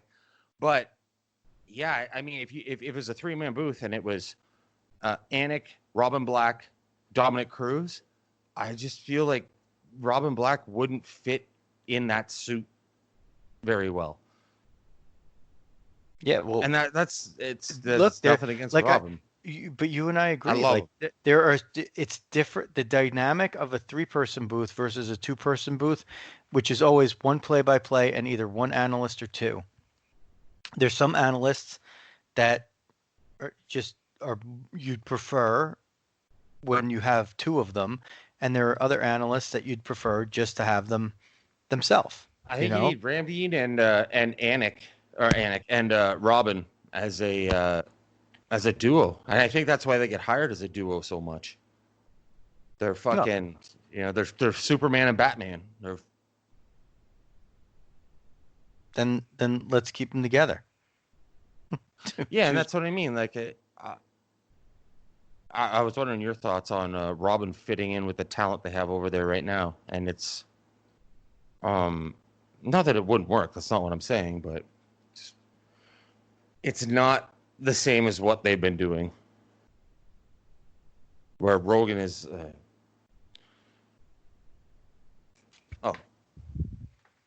where Rogan is the only guy who's not a former fighter doing color. And he gets away with more than some of the other ones do. Well, because he's been there, and exactly. He's done that. Like remember when fucking that thing came out? Fox went to Dana White when they signed that deal about they were basically saying like you need to tell Joe Rogan to dress more professionally and act more professionally and blah blah blah, or else he's out. And Dana was like, "Yeah, you guys go fuck yourselves. That's not happening." Right? I think he did put a suit on for one of them. He put on basically a blouse and a pair of fucking slacks. Anyway, what's the next thing in this exercise? Oh, the bonus questions? Okay. Matchmaker, promoter, play-by-play, color. We spent a lot on the color. Who's your in-ring announcer? Is this even a serious question? Who is it? Is it Michael or Bruce? Or Mean Gene Oakland? It's Joe Martinez. Oh, shit. Didn't even think about him. Come on. Anybody who's ever listened to the show knows it's not even that's not even a fair question for me. So what job do you give Tim Hughes? Tim Hughes could do every job.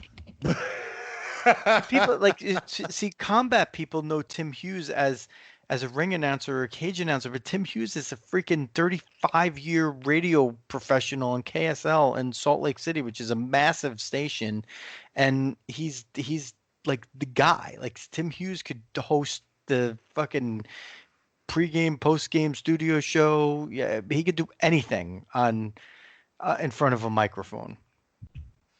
So there's that this is just one aspect, of what he does. He could do any of it. But Joe Martinez's WEC walkout for Uriah Faber is the best in MMA history. I don't care. Like you talk about all these other, you get Japan, you get your Pride, whatever. Lenny Hart, Lenny Hart, great. I'm not as sentimental for that Lenny stuff. Hart, that's another one. I haven't heard that name in a long time. But Joe Martinez calling Uriah Faber to the WEC cage with California Love is the best. And I've barely even been to California. I've been there probably just a few times. But Joe Martinez, WEC, Uriah Faber, California Love is the pinnacle of cage announcement for me. So what job would you do for your promotion? You can even cut one of these people out. You could be a backup for one of them. Do you think you could be a promoter? I'd own it and sit back and just watch the money come in. Fuck you. Like Jordan on the Wizards. Yeah. Well, listen. At heart, I'm a play-by-play guy. That's really what I love. Done play-by-play? Yeah. See, Jay, if you had listened to the previous episode, you would know. I've done color. Do you know? Yes, you do know, obviously. Color. But what? Yeah, I know you know. I knew you did color. Color with a U. Color. Yeah. Canadian color. Why? Because it has a U. Because you did it. The ring announcer, the funny thing is, like, I could do play-by-play. I could be like, if you could do color as well. I could, but like I love radio. Radio is my thing, right? videos fine. I could do it. I'm not as good at it. Just haven't been as much polished, but I could do it. And I'm not afraid, to stand in front of a camera or stand behind a mic or whatever.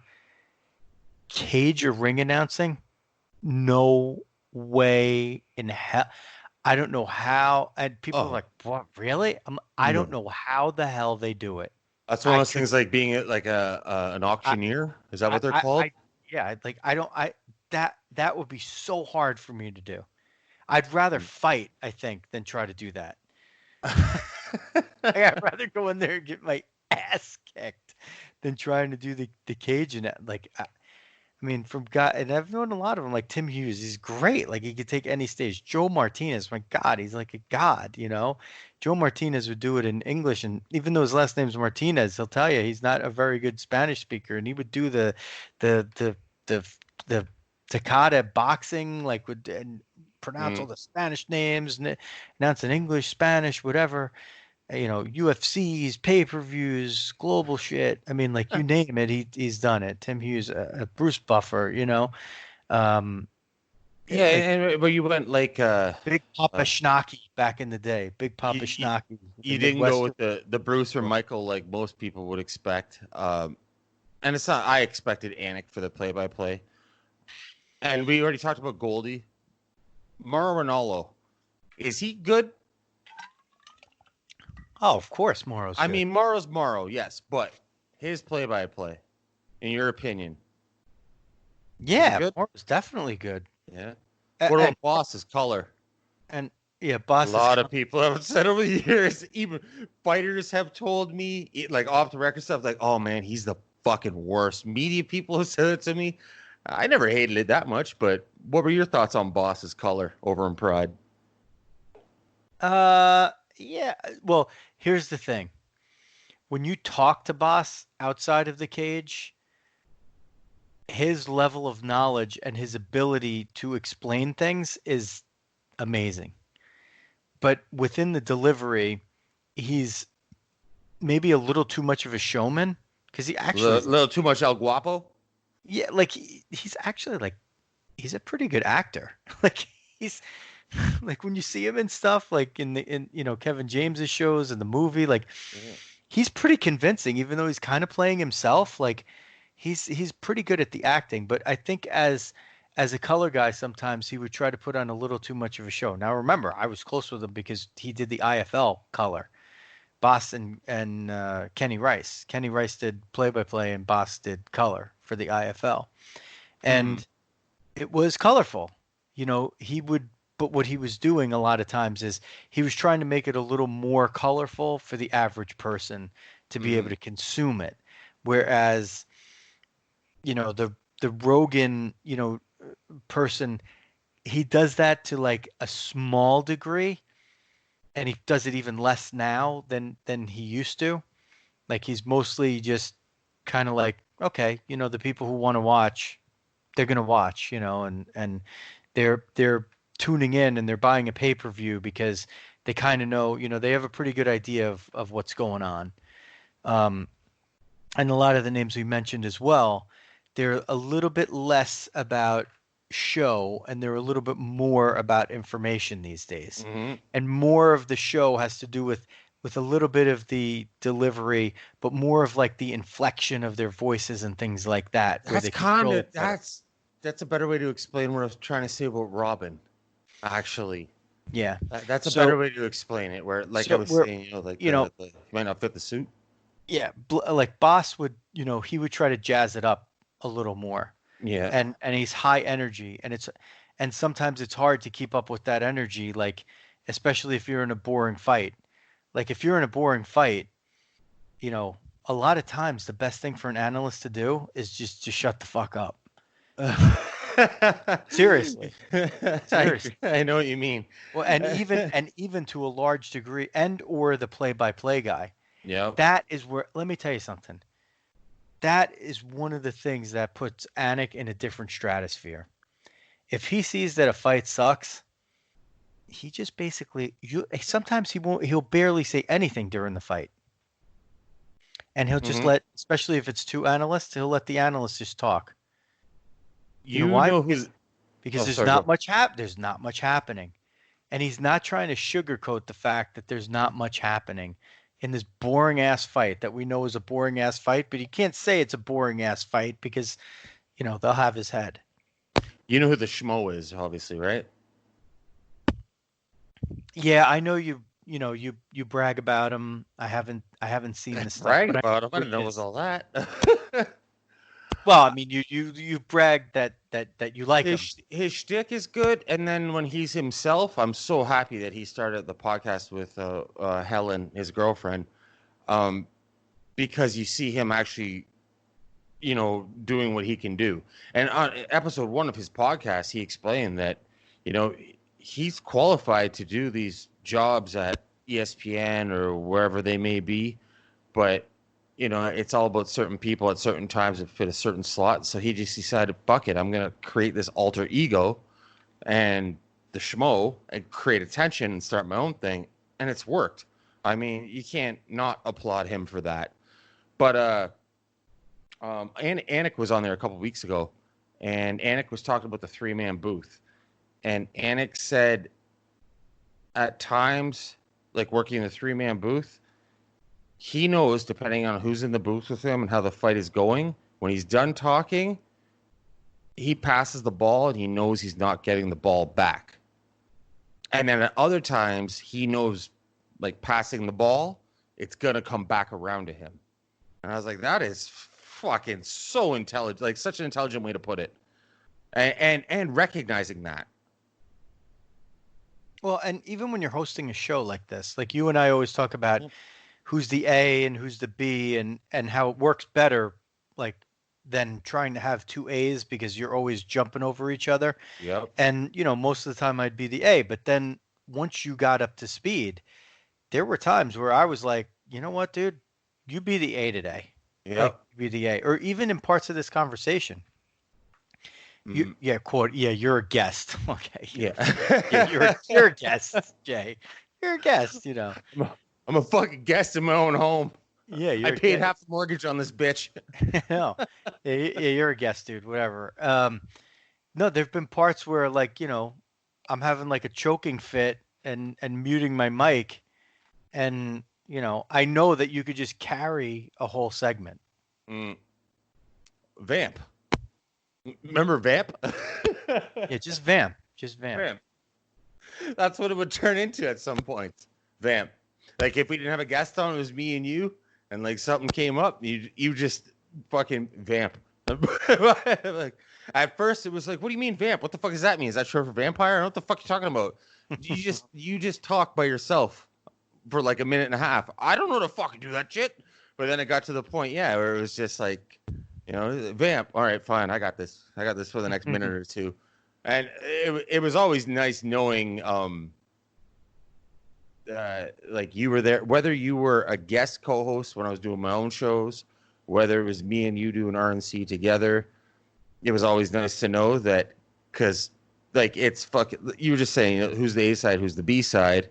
And then it as I got better and you taught me things and stuff, I was able to hold it down a little better. But when push comes to shove, you're always going to be the A, right? So it was nice knowing. It was like one of those things where, as long as you're there, even if you're not talking, I can't fall too far, right? Like, it doesn't matter like how far I fall. It's not going to be too far that you can't pick it up and fix it. Well, the problem is when somebody else, like in my position, doesn't ever want to let you become an A. Yeah. Which it doesn't benefit me. Like, Yeah. it helps me to be able to play the other role sometimes because, say something happens, right? Like, we were talking about a show 5 years ago after my father passed away. Yeah. Right. And you had on Elizabeth Nusser from Fight Chicks. I think it might have even been the day that my dad passed away. Yeah. And, you carried the torch that day. It was She was scheduled to go already because that was all about the Reebok deal. Yeah, wow. That's what that had to do with. Yeah, it had to do with the Reebok deal, and Elizabeth was going to give us like a whole. Well, she did give us a exclusive, I guess you could say, about the Fan Expo, how it would only be Reebok there. Reebok and who is it? Muscle Farm or whatever Monster Energy drinks.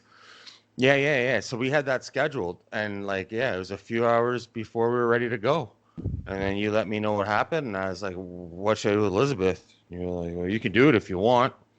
I messaged her, and I was like, "Hey, it's gonna be me and you, and like you and her are friends, and obviously her and I have somewhat of a rapport, but you and her are friends. That's why she was giving it to us." And then fucking, I was just like, "Well, this shouldn't fall because of this," and it was good to, you know. When I did the interview with her, there was a part that was in that show for about a week where I was like, you can hear me saying as I end the call with her, because when I did the editing, I missed that part. Joe's going to fucking love this. And that was there for probably about like 5 to 8 days. And I was like, oh, fuck. And I went back, edited it out, and put the audio back up. But yeah, that was there for about 5 to 8 days. I was saying it to myself. I thought I already stopped it. And I was like, Joe's going to fucking love this. Why would you take that out? That's like the gold. Why are you removing the gold? No, it was like mumbling under my breath. It was not good. Oh, you could tell it was not supposed to be there. I know, but that's actually a trick. That's actually a trick. So when I was at Fordham, I studied, I like regular in my regular classes, my degree was in communications, but as part of WFUV, which is, it's not a student radio station, it's a 50,000 watt FM public radio station. So you have to get licensed to be on. Excuse me. So for the sports broadcasters, there was a guy named Marty Glickman he basically invented like sports play-by-play and broadcasting and stuff. Mm-hmm. And Marty used to, like, we had they were not graded classes. They were sessions. Yeah. Where we had classroom sessions, and you'd take tapes from games or shows that you did, and he would critique you, and he'd help you get better. And I mean, he was an older man by this time, but he actually also ran on the U.S. Olympic team as a teammate of Jesse Owens, like in front, and he was a Jewish man running in front of like Hitler back then in the 36 Olympic. I mean, his story is unbelievable. You could go look him up. Google Marty Glickman if you're listening to this and get a chance and look at his history. Unbelievable.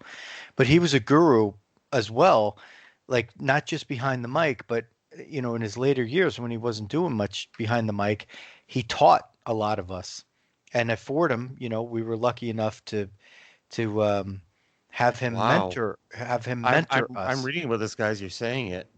So one of the things that he would say is,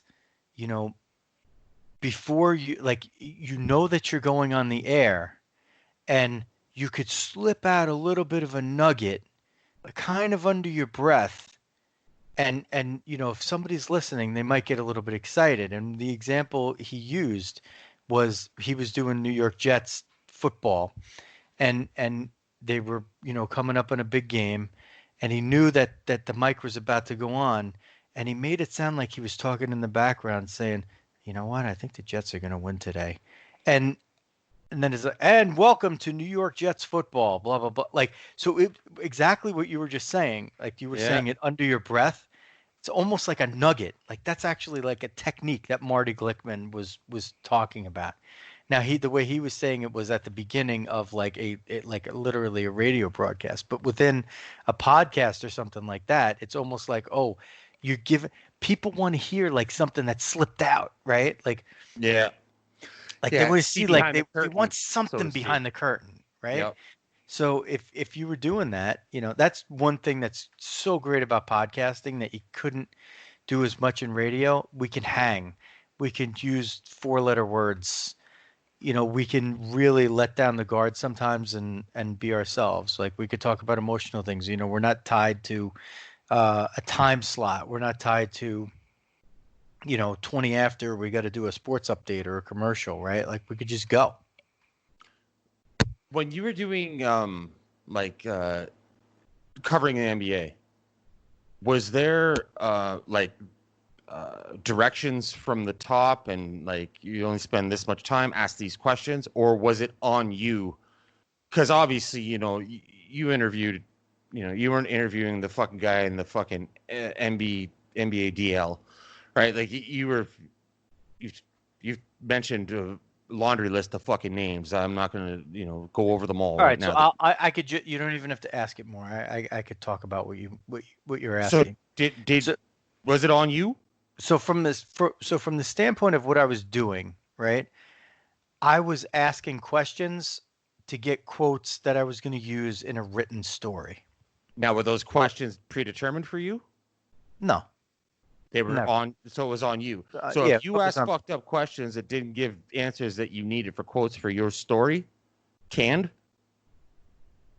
No, your story just maybe wasn't going to be as good. See, but generally we were not bylined either. Like sometimes some of us would be bylined if we were at an arena, and others just wouldn't be. It would be like, so what does bylined mean?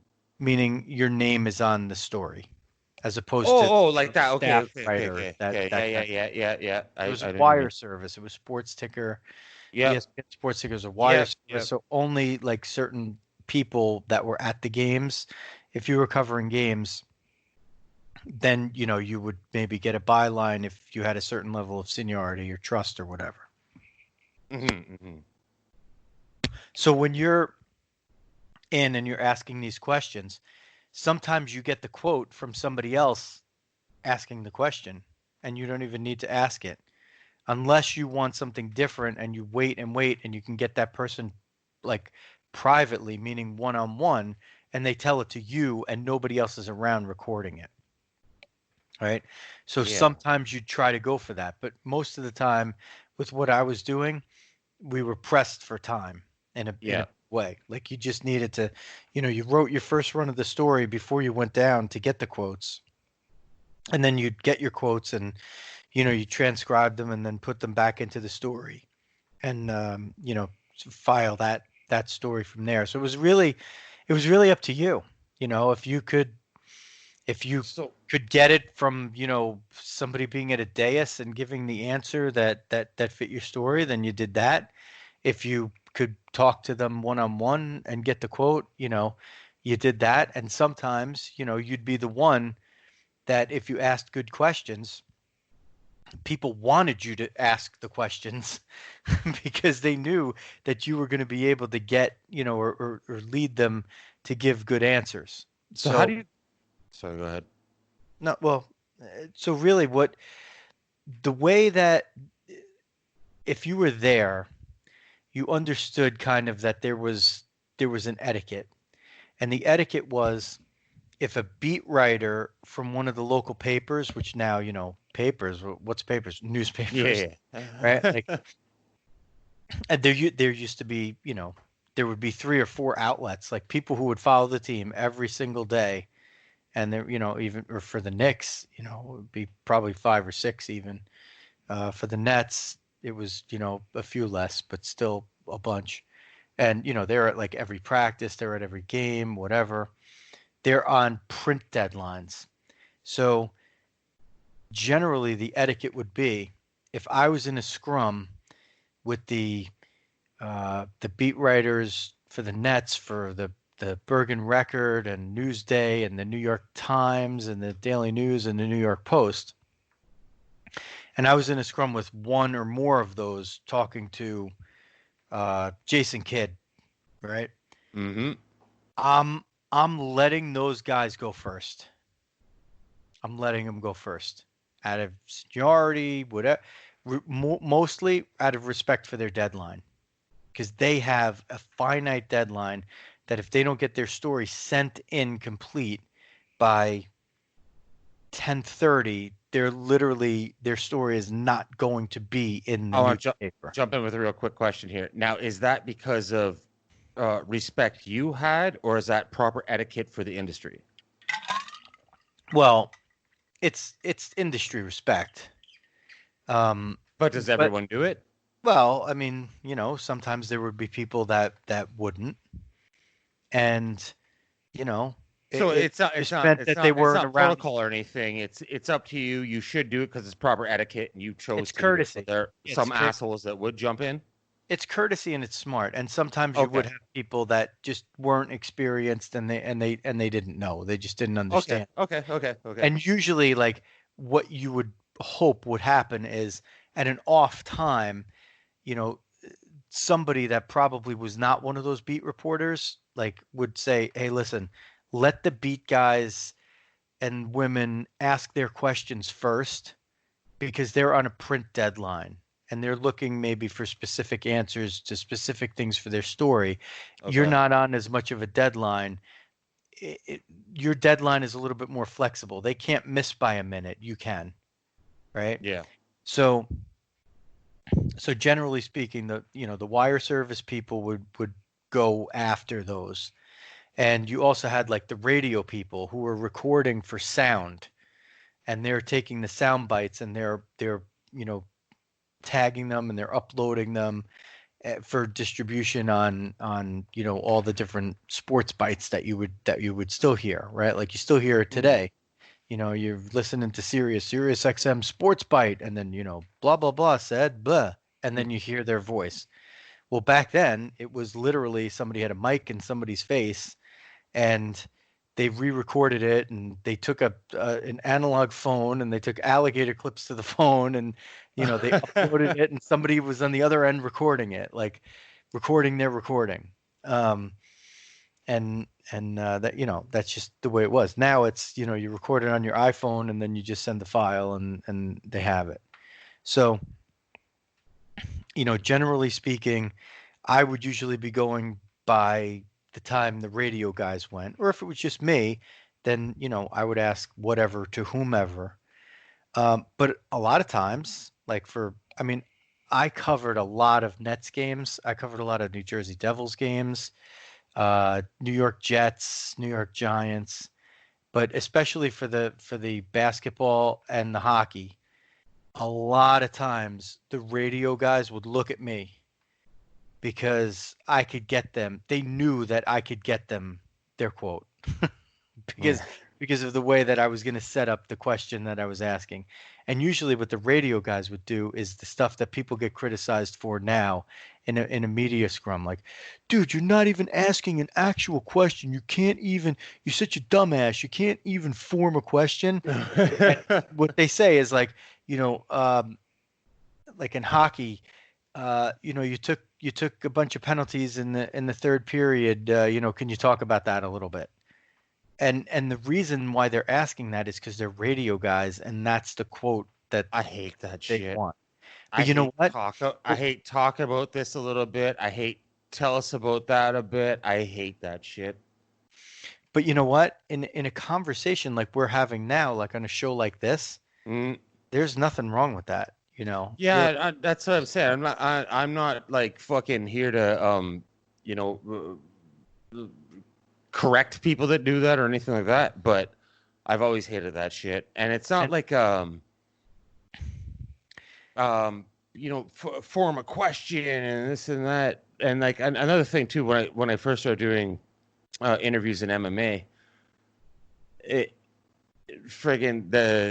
had no idea what I was doing, right? So I looking up on Google and shit, different ideas, different things.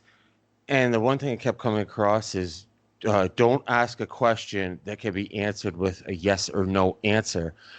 Well, Jesus Christ, you know how fucking difficult it is to ask that? Like it was good to go through that and try to do that. And I mean I still could today, but the person has to be, I don't know what, Marshawn Lynch, if they're gonna fucking say that, yep. Like people are gonna elaborate on their answers to some extent. And the talk about or tell us about, the thing I don't like about that, and I'm not saying that there's anything wrong with it. That is what it is, and it's your fault. You fucking taught me.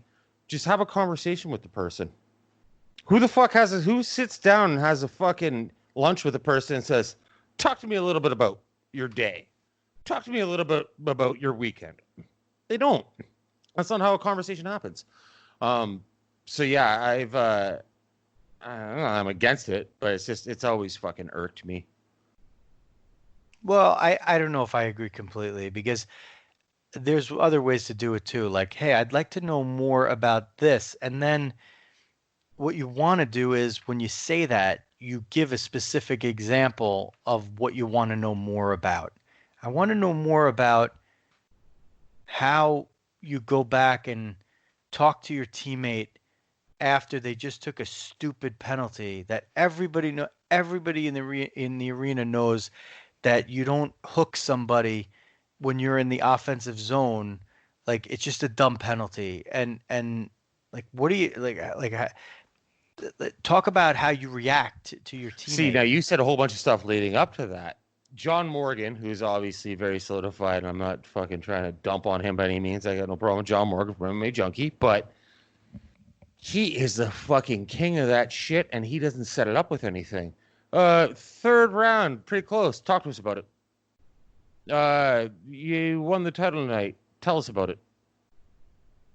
You know what I mean? Like you were just doing. Give us a little more, and then set it up for the person to go off with. Right. But what I'm saying is you shouldn't generalize because there are ways to set that up where you're not necessarily asking a specific question. But really what you're trying to do is what you want to do in anything. It's not just in this. It's like even in a job interview or something, right? Like you want to give specific reasons, specific stories, a specific example of something. Mm-hmm. Why? Because it's easier for a person to relate to that. And if that person has to answer more questions about it or talk more in depth about something, the first thing they're going to do is they're going to listen to what your example is, and they're going to cite their own example and then talk about Mm-hmm. that, right? So that's just a nuance. Like whether you're asking it as a question or requesting a statement, um, it's a subtlety, you Do you know. know And who? Sorry, go ahead. well, and some professionals just are better than others at it. And in the end, you know, are you there to listen to what John Morgan is asking in a press conference, or are you there to read what John Morgan is going to write in a story? John Morgan's job is not for you to listen to him in a press conference. John Morgan's job is to write a story that you're going to read that's going to be informative about what you're looking to know. So Mm-hmm. really your critique shouldn't be that. Your critique, if you have any of John Morgan, should be why don't I get enough information in his stories if that's actually the case, which I don't know that it is. I Mm-hmm. think his stories are usually pretty good. And if that's the way that, you know, if that's the mode that he uses, there's maybe an expectation from whoever is on the other side of his request that they understand that, okay, this is what John's looking for and I'm going to give it to him. Or this is what John's looking for and fuck him, I'm not going to give it to him. I'm going to say yes, yes, no. You know, or I'm going to to say you didn't really ask me a question. Like, so like when you come on this show, if you have no idea what this show is like and we started talking like that to somebody, right? Yeah. Then they may or may not know. But if you give them a little preface and say, look, this is just a hang, like, let's just talk, like, let's see how it goes. And then you had some line of thing where, like, oh, you know what? Laura Sanko, tell me about how many times, you know, you get the eggplant emoji sent to you per day, right? Like, I mean, that's not really a question. That's exactly what you're talking about. But yet we're about to get, you know, she's familiar with what we're doing here. And now we're about to get information that, you know, we're going to find interesting, hopefully amusing, hopefully not, you know, too damaging or whatever we get. We have, there's an expectation that goes with it. So maybe when John Morgan says it, the expectation is not, well, I might annoy some people who are watching the stream of this press conference versus this is the way that I go about getting the information for my informative stories that keep me getting credentialed to these events for the last 10 years, right? Yeah, I was going to say that I put on a platform that's been working for me for fucking 12, 15 years. Yeah, I mean, why should he mess with it? It works. I mean, he's Do you still know who there. Charlemagne the God is? Oh yeah. Yeah. Okay. He was on I forget what podcast it was recently. That doesn't matter. Fuck it. Someone asked him, what's the best advice you've ever been given? The host asked him, what's the best advice you've ever been given as an interviewer? And he said that the best advice he ever got was when he met Larry King very early on in his career. And he asked Larry King, what's the most important question you've ever asked anyone? Larry King said, why? And he was, well, you know, what do you mean, why? Why? No, why is the question? That can turn into a chain thing where it can get very fucking annoying if you're just like, why? What are you, a fucking 3-year-old? But do you think there's something there to that with somebody that's interviewing somebody in whether it be mixed martial arts, basketball, politics, whatever it is? Do you think why, and you know, why can be formed a lot of ways, is the best question? Well, again, you're trying to put one question on a pedestal over others, but I'll say this. I'm not okay. So that's not what I'm trying to do. No. I'm Listen, trying to get you don't have to some explain. insight. You don't have to explain. you. You don't have to explain. I'm going somewhere. Don't worry. You got it. You got it. You got what you needed out of me. So Howard Stern, right? Yep. King of all media. I've listened to the guy, you know, I'm old and I've listened to the guy since I was in high school, right? Yeah. So I've heard all the iterations of it. I've had Sirius for, you know, 14 years, whatever. And yes, I admit I was always more of an Opie and Anthony guy, and even more so Opie even today. The thing about Stern, when you listen to the show now, is, you know, it a lot of the magic of yesteryear, you know, if that's still your thing and you kind of like it, like I just can't really take it anymore. You're But talking like Shock Jock? yeah, like when he's not interviewing somebody, it's hard to listen to. Like the only time I'm tuning in is if I see the name of somebody that he's interviewed usually already, because I'm listening to it on demand, right? Like I see Charlize Theron, he interviewed Charlize Theron or Jon Stewart or whatever, and I see that name and I'm like, okay, I'm in for this one. Sebastian Maniscalco, let's hear it, right? And his interviews are generally good, and he's gotten better at that at this point in his career, and he's gotten worse at the other stuff. The other stuff is just kind of tired, and you know, it's the same shit, and it's like, you know, bathroom humor and, you know, the whack pack. And I just, you know, I'm probably just too old for it at this point or something. I don't know. Or maybe it's just not very good anymore for, you know, I mean, I'd like to trade paychecks with him, but, you know, whatever, it's fine. One of the things he does in his interviews is exactly what you're talking about. It's the why. He questions things, or he'll bring up a specific topic. And it's actually alarming how often he'll say something. He'll be like, when you were 13, you did you did cocaine in the bathroom of your high school. And they'll be like, well, that's not really actually what happened. Like, I was 17 and, you know, I smoked weed in my car in the parking lot, in the locker room or so, you know, like, but because he is who he is, the next question is, oh wait, well, really? Oh, so why did you do that? Weren't you afraid you were going to get caught? Or, oh my God, if I did that, my penis is so small that blah blah. You know, that's what he always says. Yeah, it's stupid. So what? But it's, you know, his delivery and stuff and his timing is good. So a lot of times when he says stuff like that, even if it's not that funny to you, it relaxes the subject of the interview, and then they give him a good answer. They give him something. They give him a nugget, right? So his interviews are, even if his research is not perfect, and it's inaccurate, you know, somewhat often, and sometimes it's, you know, accurate as well. he's getting something out of the people because the people want to talk to him. And one of the things that he's good at is the why, right? Like he doesn't always say it why this, but he does it in his own way. He Yeah. self-deprecates, and that's the way he's asking somebody why, right? So it is the Charlemagne the God. That's very astute, and obviously it had a good effect because we're talking about Charlemagne the God, and we both know who he is, right? So he took that advice to heart, and there's different ways to ask why. And Larry King was a guy that the aforementioned Marty Glickman admired a lot. He always thought Larry King was, one of, if not the best interviewers. And this is in Wow. the late 80s, late 80s, early 90s.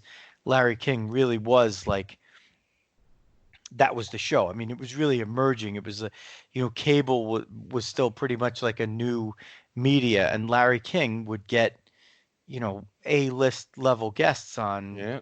at least every week, and he was doing pretty much a nightly show, and he'd break people down, and it was his ability to just get the people in his studio for one, but when he also had them in there, again, it has to do with making them comfortable and their willingness to talk and want to tell you stuff, which circles us all the way back to what we were talking about with like Laura Sanko, right? If she was hosting a podcast like this and she just had on guests or whatever, they would tell her a lot. Why? I don't know. She just has that thing. I don't know why. Why does Howard Stern have it? I don't know. Is it because he self-deprecates all the time? Is it because of the dynamic that he set up? Is it because Why do people want to tell you things? well, I don't Have know. you ever thought about that?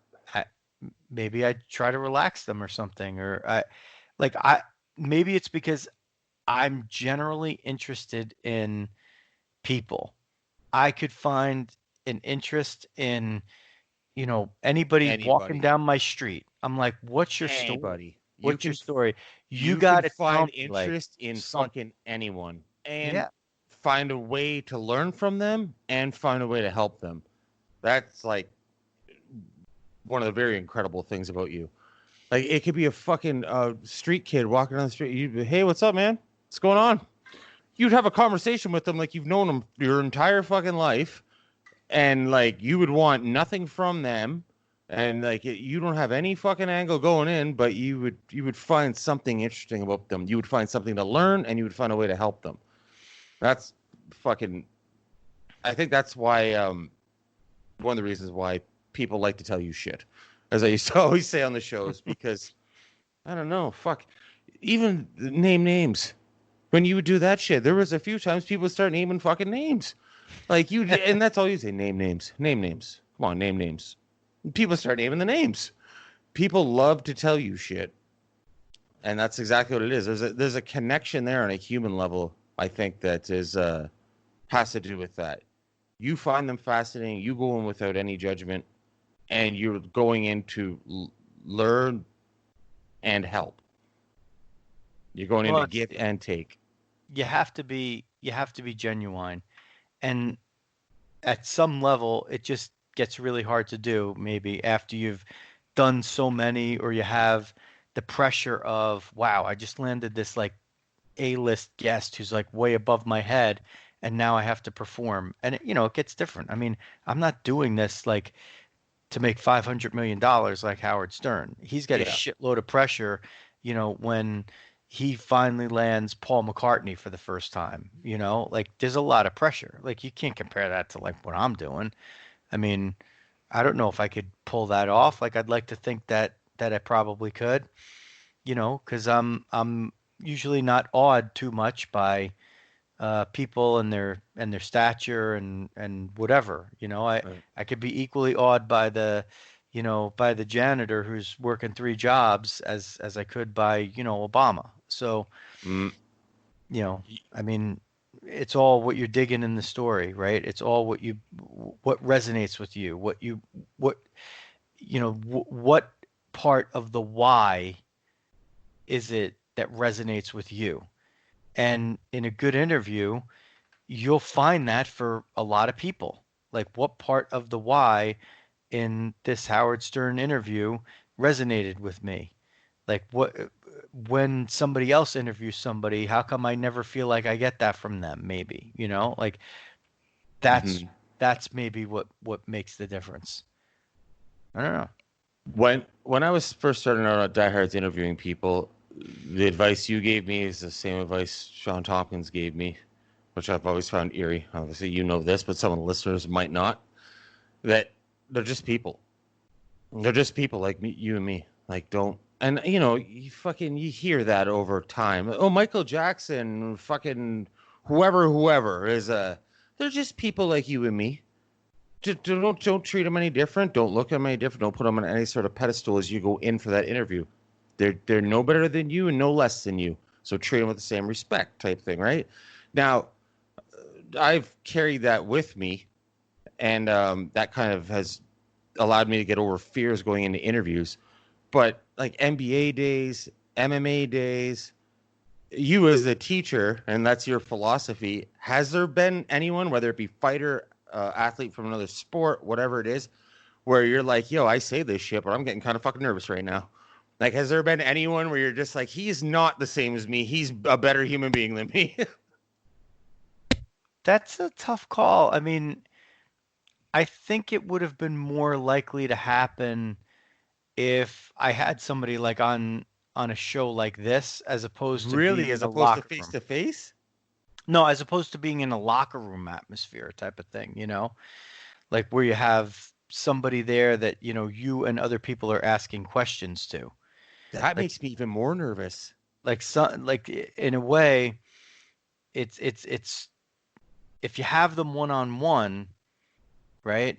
Like there's more pressure. If you're in a group or, there's two or three people around, you're just asking kind of sanitary questions. You really could not worry about it. I'd Like, rather be one on one, always, because I'm more fucking intimidated by my peers, by the people around me with microphones. I would put me in a fucking room with Michael Jordan and no cameras, no problem. Put me Michael Jordan on a fucking stand with a microphone and three or four other people ask questions beside me, I'm gonna run away. That's well, crazy. You it's feel not. more comfortable with people around? No, no, no, no, no. I'm saying the moment doesn't get as big because you could stand around if it like Shaq, right? Like Shaq. Me, he's sitting there and this is when he was playing for the Lakers and he's sitting in a chair in the locker room and I have to hold my recorder out completely like as far as my wingspan could go just to get close enough to his mouth to hear it because he's so big, like just sitting in a chair. And there's one or two other people around, and I got to ask him something, and I'm not really sure what to ask, so I just kind of come up with whatever I come up with. And he gives the Shaq answer and blah, blah, blah, that sort of thing. And That was a mainly great I'm game, just fastball, Kobe. and then mainly, the whole time I'm just looking at his shoes, being like, there's just no way that his shoes could be that big, and they totally fucking are. It's unbelievable. So if you told me, okay, you have Shaq like on your show, you got to do, you got a half hour to interview him, you know, go. Like if he comes in a little standoffish or he comes in and he just doesn't really want to be there and he's not being like such a media savvy pro about it, like that half hour could be torture and you're probably not going to do a very good job if they don't want you to. And a lot of times what you see, Jay, is if you look at people who are doing the media gamut, usually like ahead of a movie that's coming out, that's usually a pretty good example. Yeah. And these actors and actresses, they go in front of, Entertainment Tonight and they go in front of Ellen. CBC and they're on, well, maybe not Ellen, but they're Yeah, doing these yeah, like, but yeah, I get what they're you're saying. doing these like That circuit. these 5 or 10 minute clips where they're sitting down and the host is like trying to be energetic, they're trying to be bubbly, and the first few that they're doing probably end up really good. And then by the time they've been doing it for the fourth hour, and they're up to the 26th person that's kind of doing the same thing. It's hard. I mean, then they're really acting at the end. So those things I always wanted to stay away from. Like, Yeah. I never wanted to share that unless it was, like sometimes we did it for Bellator where we got a lot of exclusivity there, and there would be like maybe one other outlet that was doing stuff, and that's not bad, right? If they're just doing two of those. But yeah, but when you're just on the press ticket for the fucking day, you're number 47 in line. Well, so there are ways around that too. So when in one of the biggest episodes in the history of this show, a long time ago, when Gina Carano was in her heyday, she got a figurine from that company called Round 5. Round 5. Yeah, I remember that shit. Company, and they used to make these like action figures of fighters. And of course, because of course, Jerry Milani was doing PR. Right? And that ended up being, and so he was doing that, and he was the in for us to finally get Gina on the show, right? Now, I think I had met Gina before and interviewed her before, but like on video and in person, and then the video, oh my God, what a horrible, the worst day of my life.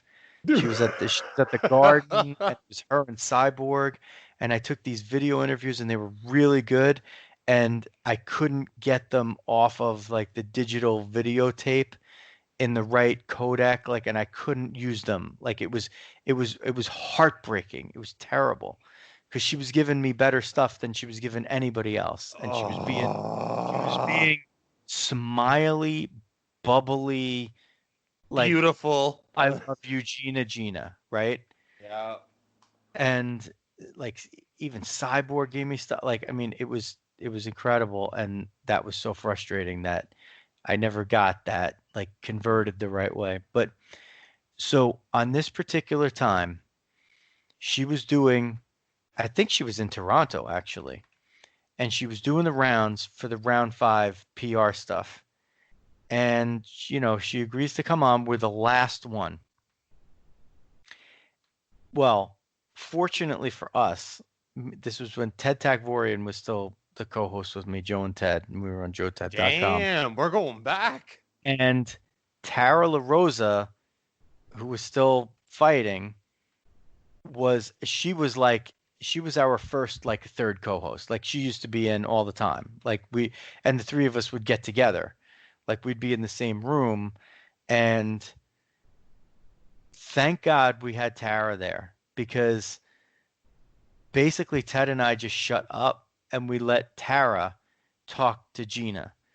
And you hear Gina, she's like, she goes, "Oh my God." She's like, "I was so tired before we started this, and like I was not looking forward to this at all." And she's like, "This was like not just the best one we did today, but like," she's like, "this is like one of my favorite interviews that I've ever done."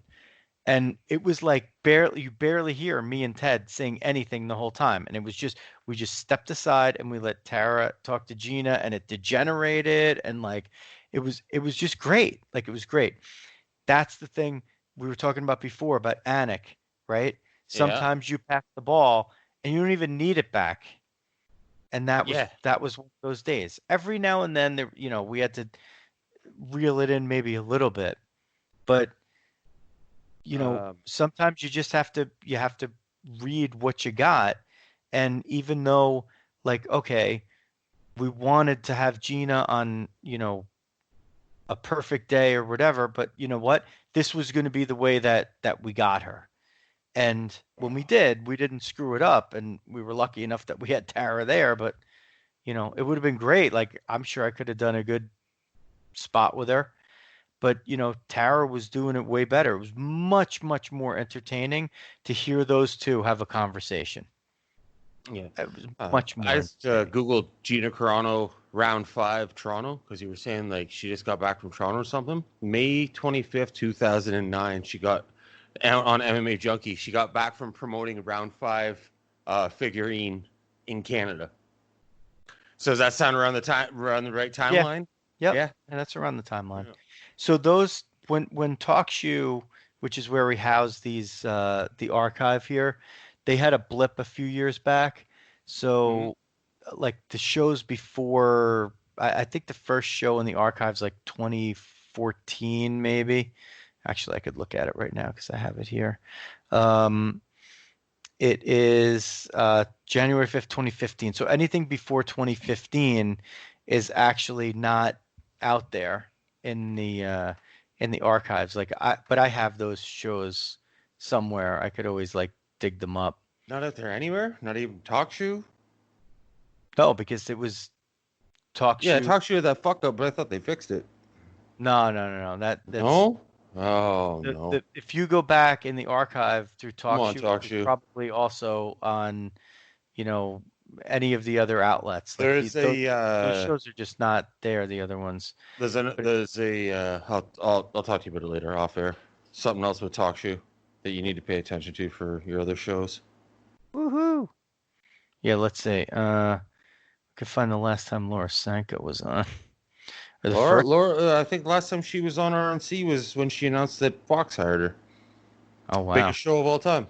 March 2nd, 2015. Let's see. Then there's a bunch of J shows in here. Wow. These shows did big numbers. Get us. Yeah. Oh, let's see. September 14th, 2015, she was on. Fedor Jr. Oh my God. Robin Black, December 17th, 2015. Jeff Wagenheim. Wags. He was fun. We were flying back then. Wags was a lot of fun. Yeah. James Lynch hasn't been on since 2016. Wow. He was only on once too. That was it?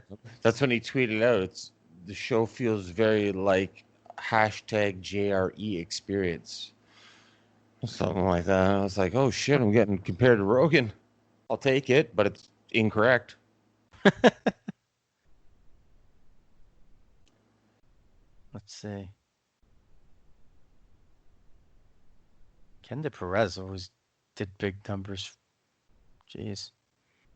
Now we're barely talking. That's probably not good on a podcast. No, I was saying if you look on something there, because I was gonna jump back in with one more thing about interviewers and stuff like that.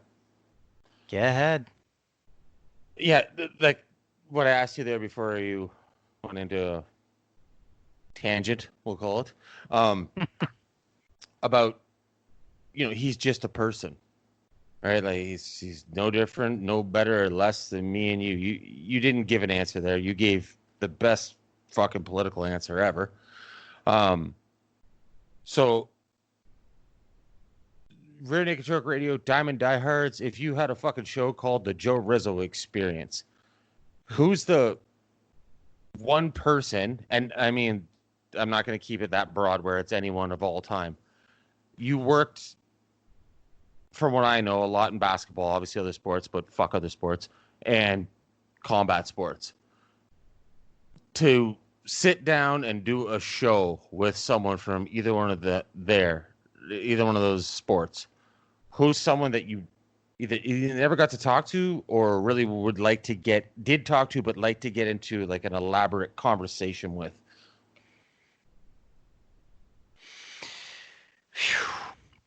Nothing like putting me on the spot.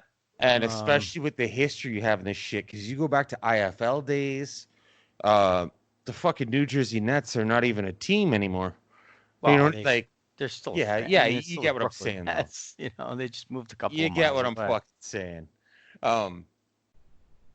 And the reason I thought of this because you were saying you only have so much time and can only get in at a certain spot, and other people have deadlines and this and that. So I'm sure there are people you have spoken to on the NBA side that you might want a little more from, or maybe didn't. And as far as the MMA side,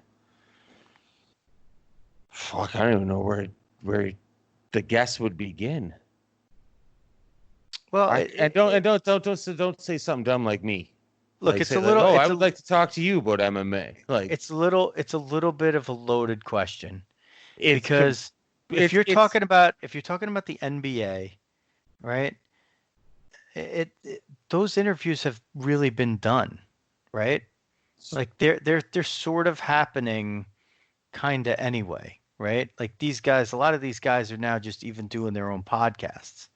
So, okay. So let's split the two sports. NBA. Who is the one or even the couple to make this easier on you? One, two, or three people who you would love to sit down and do a show one-on-one with. I don't even know where to begin on that. Really? Because there's so Yeah, many because people? yeah, because I mean it's just been done or it's Yeah, being but done. you're the guy though. Lots of Yeah, people have interviewed Demetrius Johnson. You're the one that put it out there that he was getting ready to quit MMA and go to the military. well, I mean, when you're talking NBA, like, I mean, Okay. Yeah. everybody's up for grabs. I mean, Yeah. and Even if they're deceased, who would you like to have a conversation with, right? We're not talking about who can fucking put the ball in the net the best. I guess the guy would have to be Yao Ming. For real? Yeah, because I mean, his story's just got to be unbelievable, and if you could actually get him to say anything, See, it would be the this is greatest. why you're you, and this It is why would you're be so the good at shit. Who the because fuck would pick Yao Ming? well, because I mean, if he still had his ties to China that were very strong, and it kept him, if he was forced to be kind of hush hush, then of course it's not going to be very good. But if the I mean, I'm assuming under your thing that the shackles are off, right? And you're going to have somebody that's going to be willing to talk, and Yes, yes, yeah, he'd yeah, yeah. talk to you about having the hopes of the biggest, population in the world on his back to build, the NBA and build what he loves. Obviously, or does he? Maybe he resents basketball. I don't know. Like, there's so much to unpack from Yao Ming just being like a man growing up in China, In my right? head, it's like, who's he gonna say? Dr. J, Magic, Kareem, this, that, and Yao Ming. I was like, what the fuck? Like, just that's that's the one.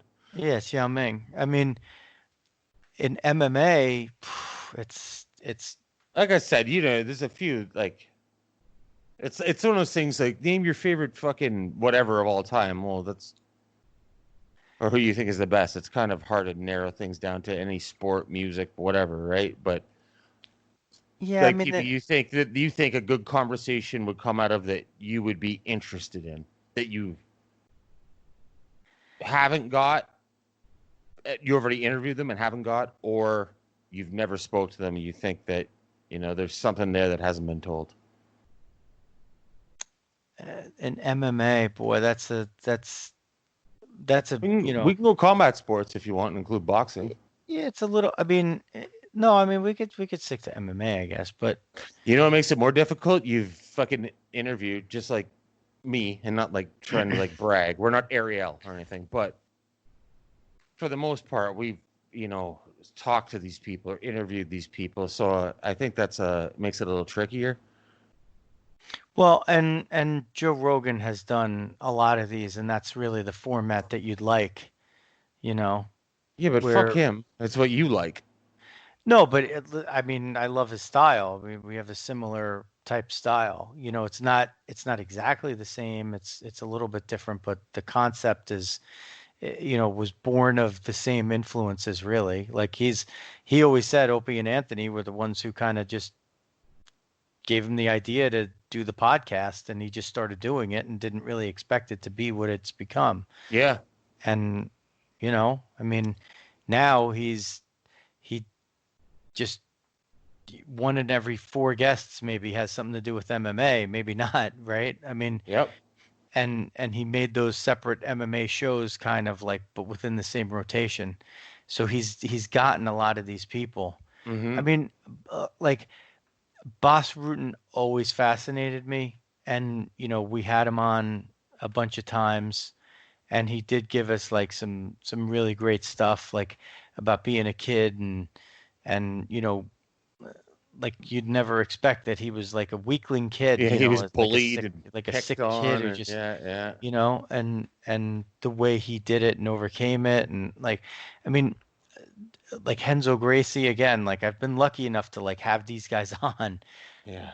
but if you're talking about like all these different stories, I mean, Randy Couture, we've had him on, and Fuck, just Sergio, who you just had on. well, I You was know what I gonna mean? say It's that an like that amazing that that story, but sounds it's that sounds like too convenient of an answer, but that's what I I mean. don't know And anybody who has a story like him. I mean, it's not the answer the listeners want to hear. They want to hear Fedor Emelianenko, not fucking that, right? So I know you're racking your brain for kind of the best answer, and plus, like I said, a lot of these people you've interviewed, you've had on, you've had the conversations, asked the questions you've wanted to ask. Must be Tara LaRosa. You've never had a chance to speak to her, right?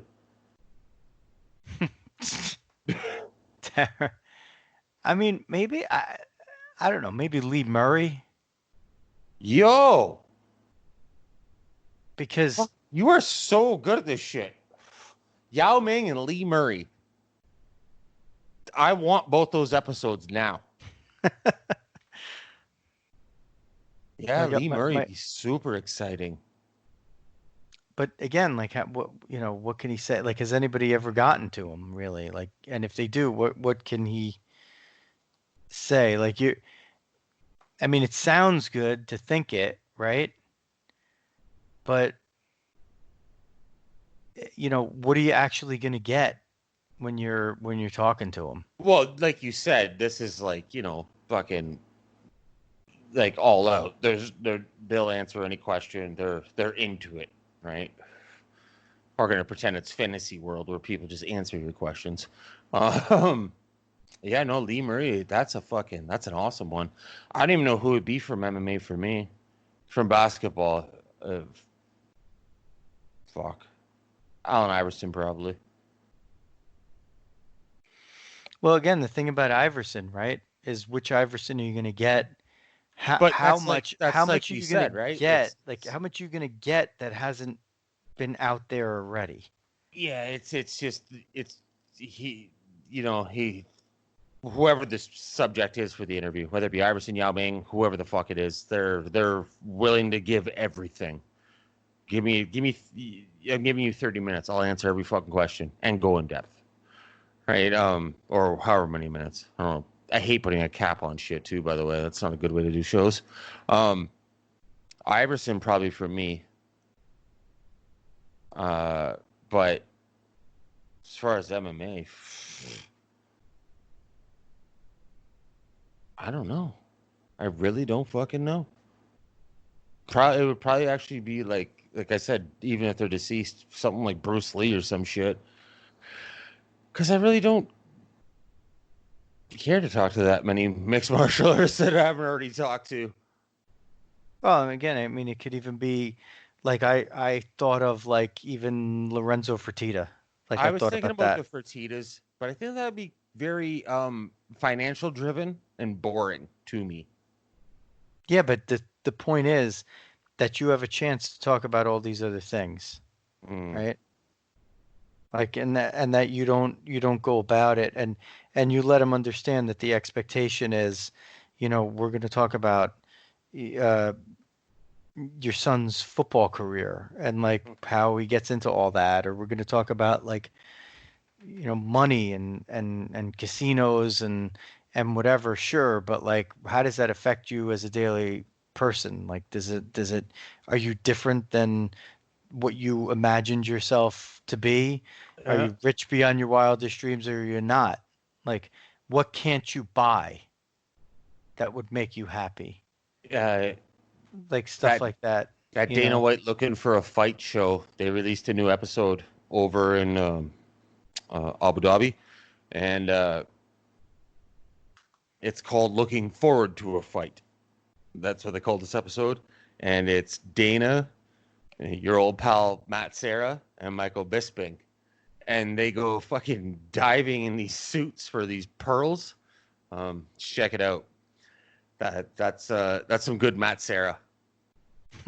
And Sarah's like the guy that's showing him how to do it. He's like, these are worth this, worth that, but the more money you have, your heart turns to stone. And fucking Matt Serra's like, yeah, we call him big hard heart of stone white. Because all the money he fucking has. Yeah, and then Bisping said something about Fertitas, and they switched to another clip real quick. Yeah, I just think that'd be a lot of financial stuff talking to the Fertitas. Yeah, but again, it's how you're going to conduct the interview that becomes the key, right? So if you lead him down that road, yeah, then it's going to be the interview that he's done. You know, even though he doesn't do a ton of interviews, he's done them, and it's going to be that one over again. And that's the last thing that I want. Like, I don't want to do an interview that somebody else already did. I mean, yep. I don't mind, doing something that's been similar to something that somebody did, but if it's our format and the format and stuff is different, then I'm fine with that. But there's people trying to push whatever they're doing, sell themselves a bit, and it makes sense to go on multiple podcast shows, different outlets, whatever they're doing, and you don't always get an exclusive, right? So you gotta live with that. The key is have a little bit of a different format than most of the others do. And when you do have it, you try to execute it well. And I think executing well is going to be where we wrap this up. So I'll let you do your little thing where the music is about to come on. And I'm going to say that is Jay Kelly. And you can follow him at Jay Kelly MMA, JayKelly MMA. His podcast is The Building Downtown. You can follow that at The Building DT on Twitter as well. You can follow this show at RNC Radio, and you can follow me, Joe Rizzo, at Rear Naked Choke, all one word. And my other podcast about baseball, which is coming back, or depending on when you're listening to this, is back or is already back and then is not happening, depending on what happens in the world. Yeah, that's at Diamond Diehards, and you can follow that on Twitter. And you could also follow that on Instagram, and there's wonderful Facebook groups for all of these shows, so go find them there. The Building Downtown, Rear Naked Choke Radio, and Diamond Diehards. Well, that'll do it. That was quite a bit. You got your Lee Murray, your Yao Ming, Laura Sanko, Sean Shelby, Dana White, Marv Albert. Counts. You got everything there. So that'll do it. For Jay Kelly, this is Joe Rizzo. Thanks for listening to Rear Naked Choke Radio, coming at you live.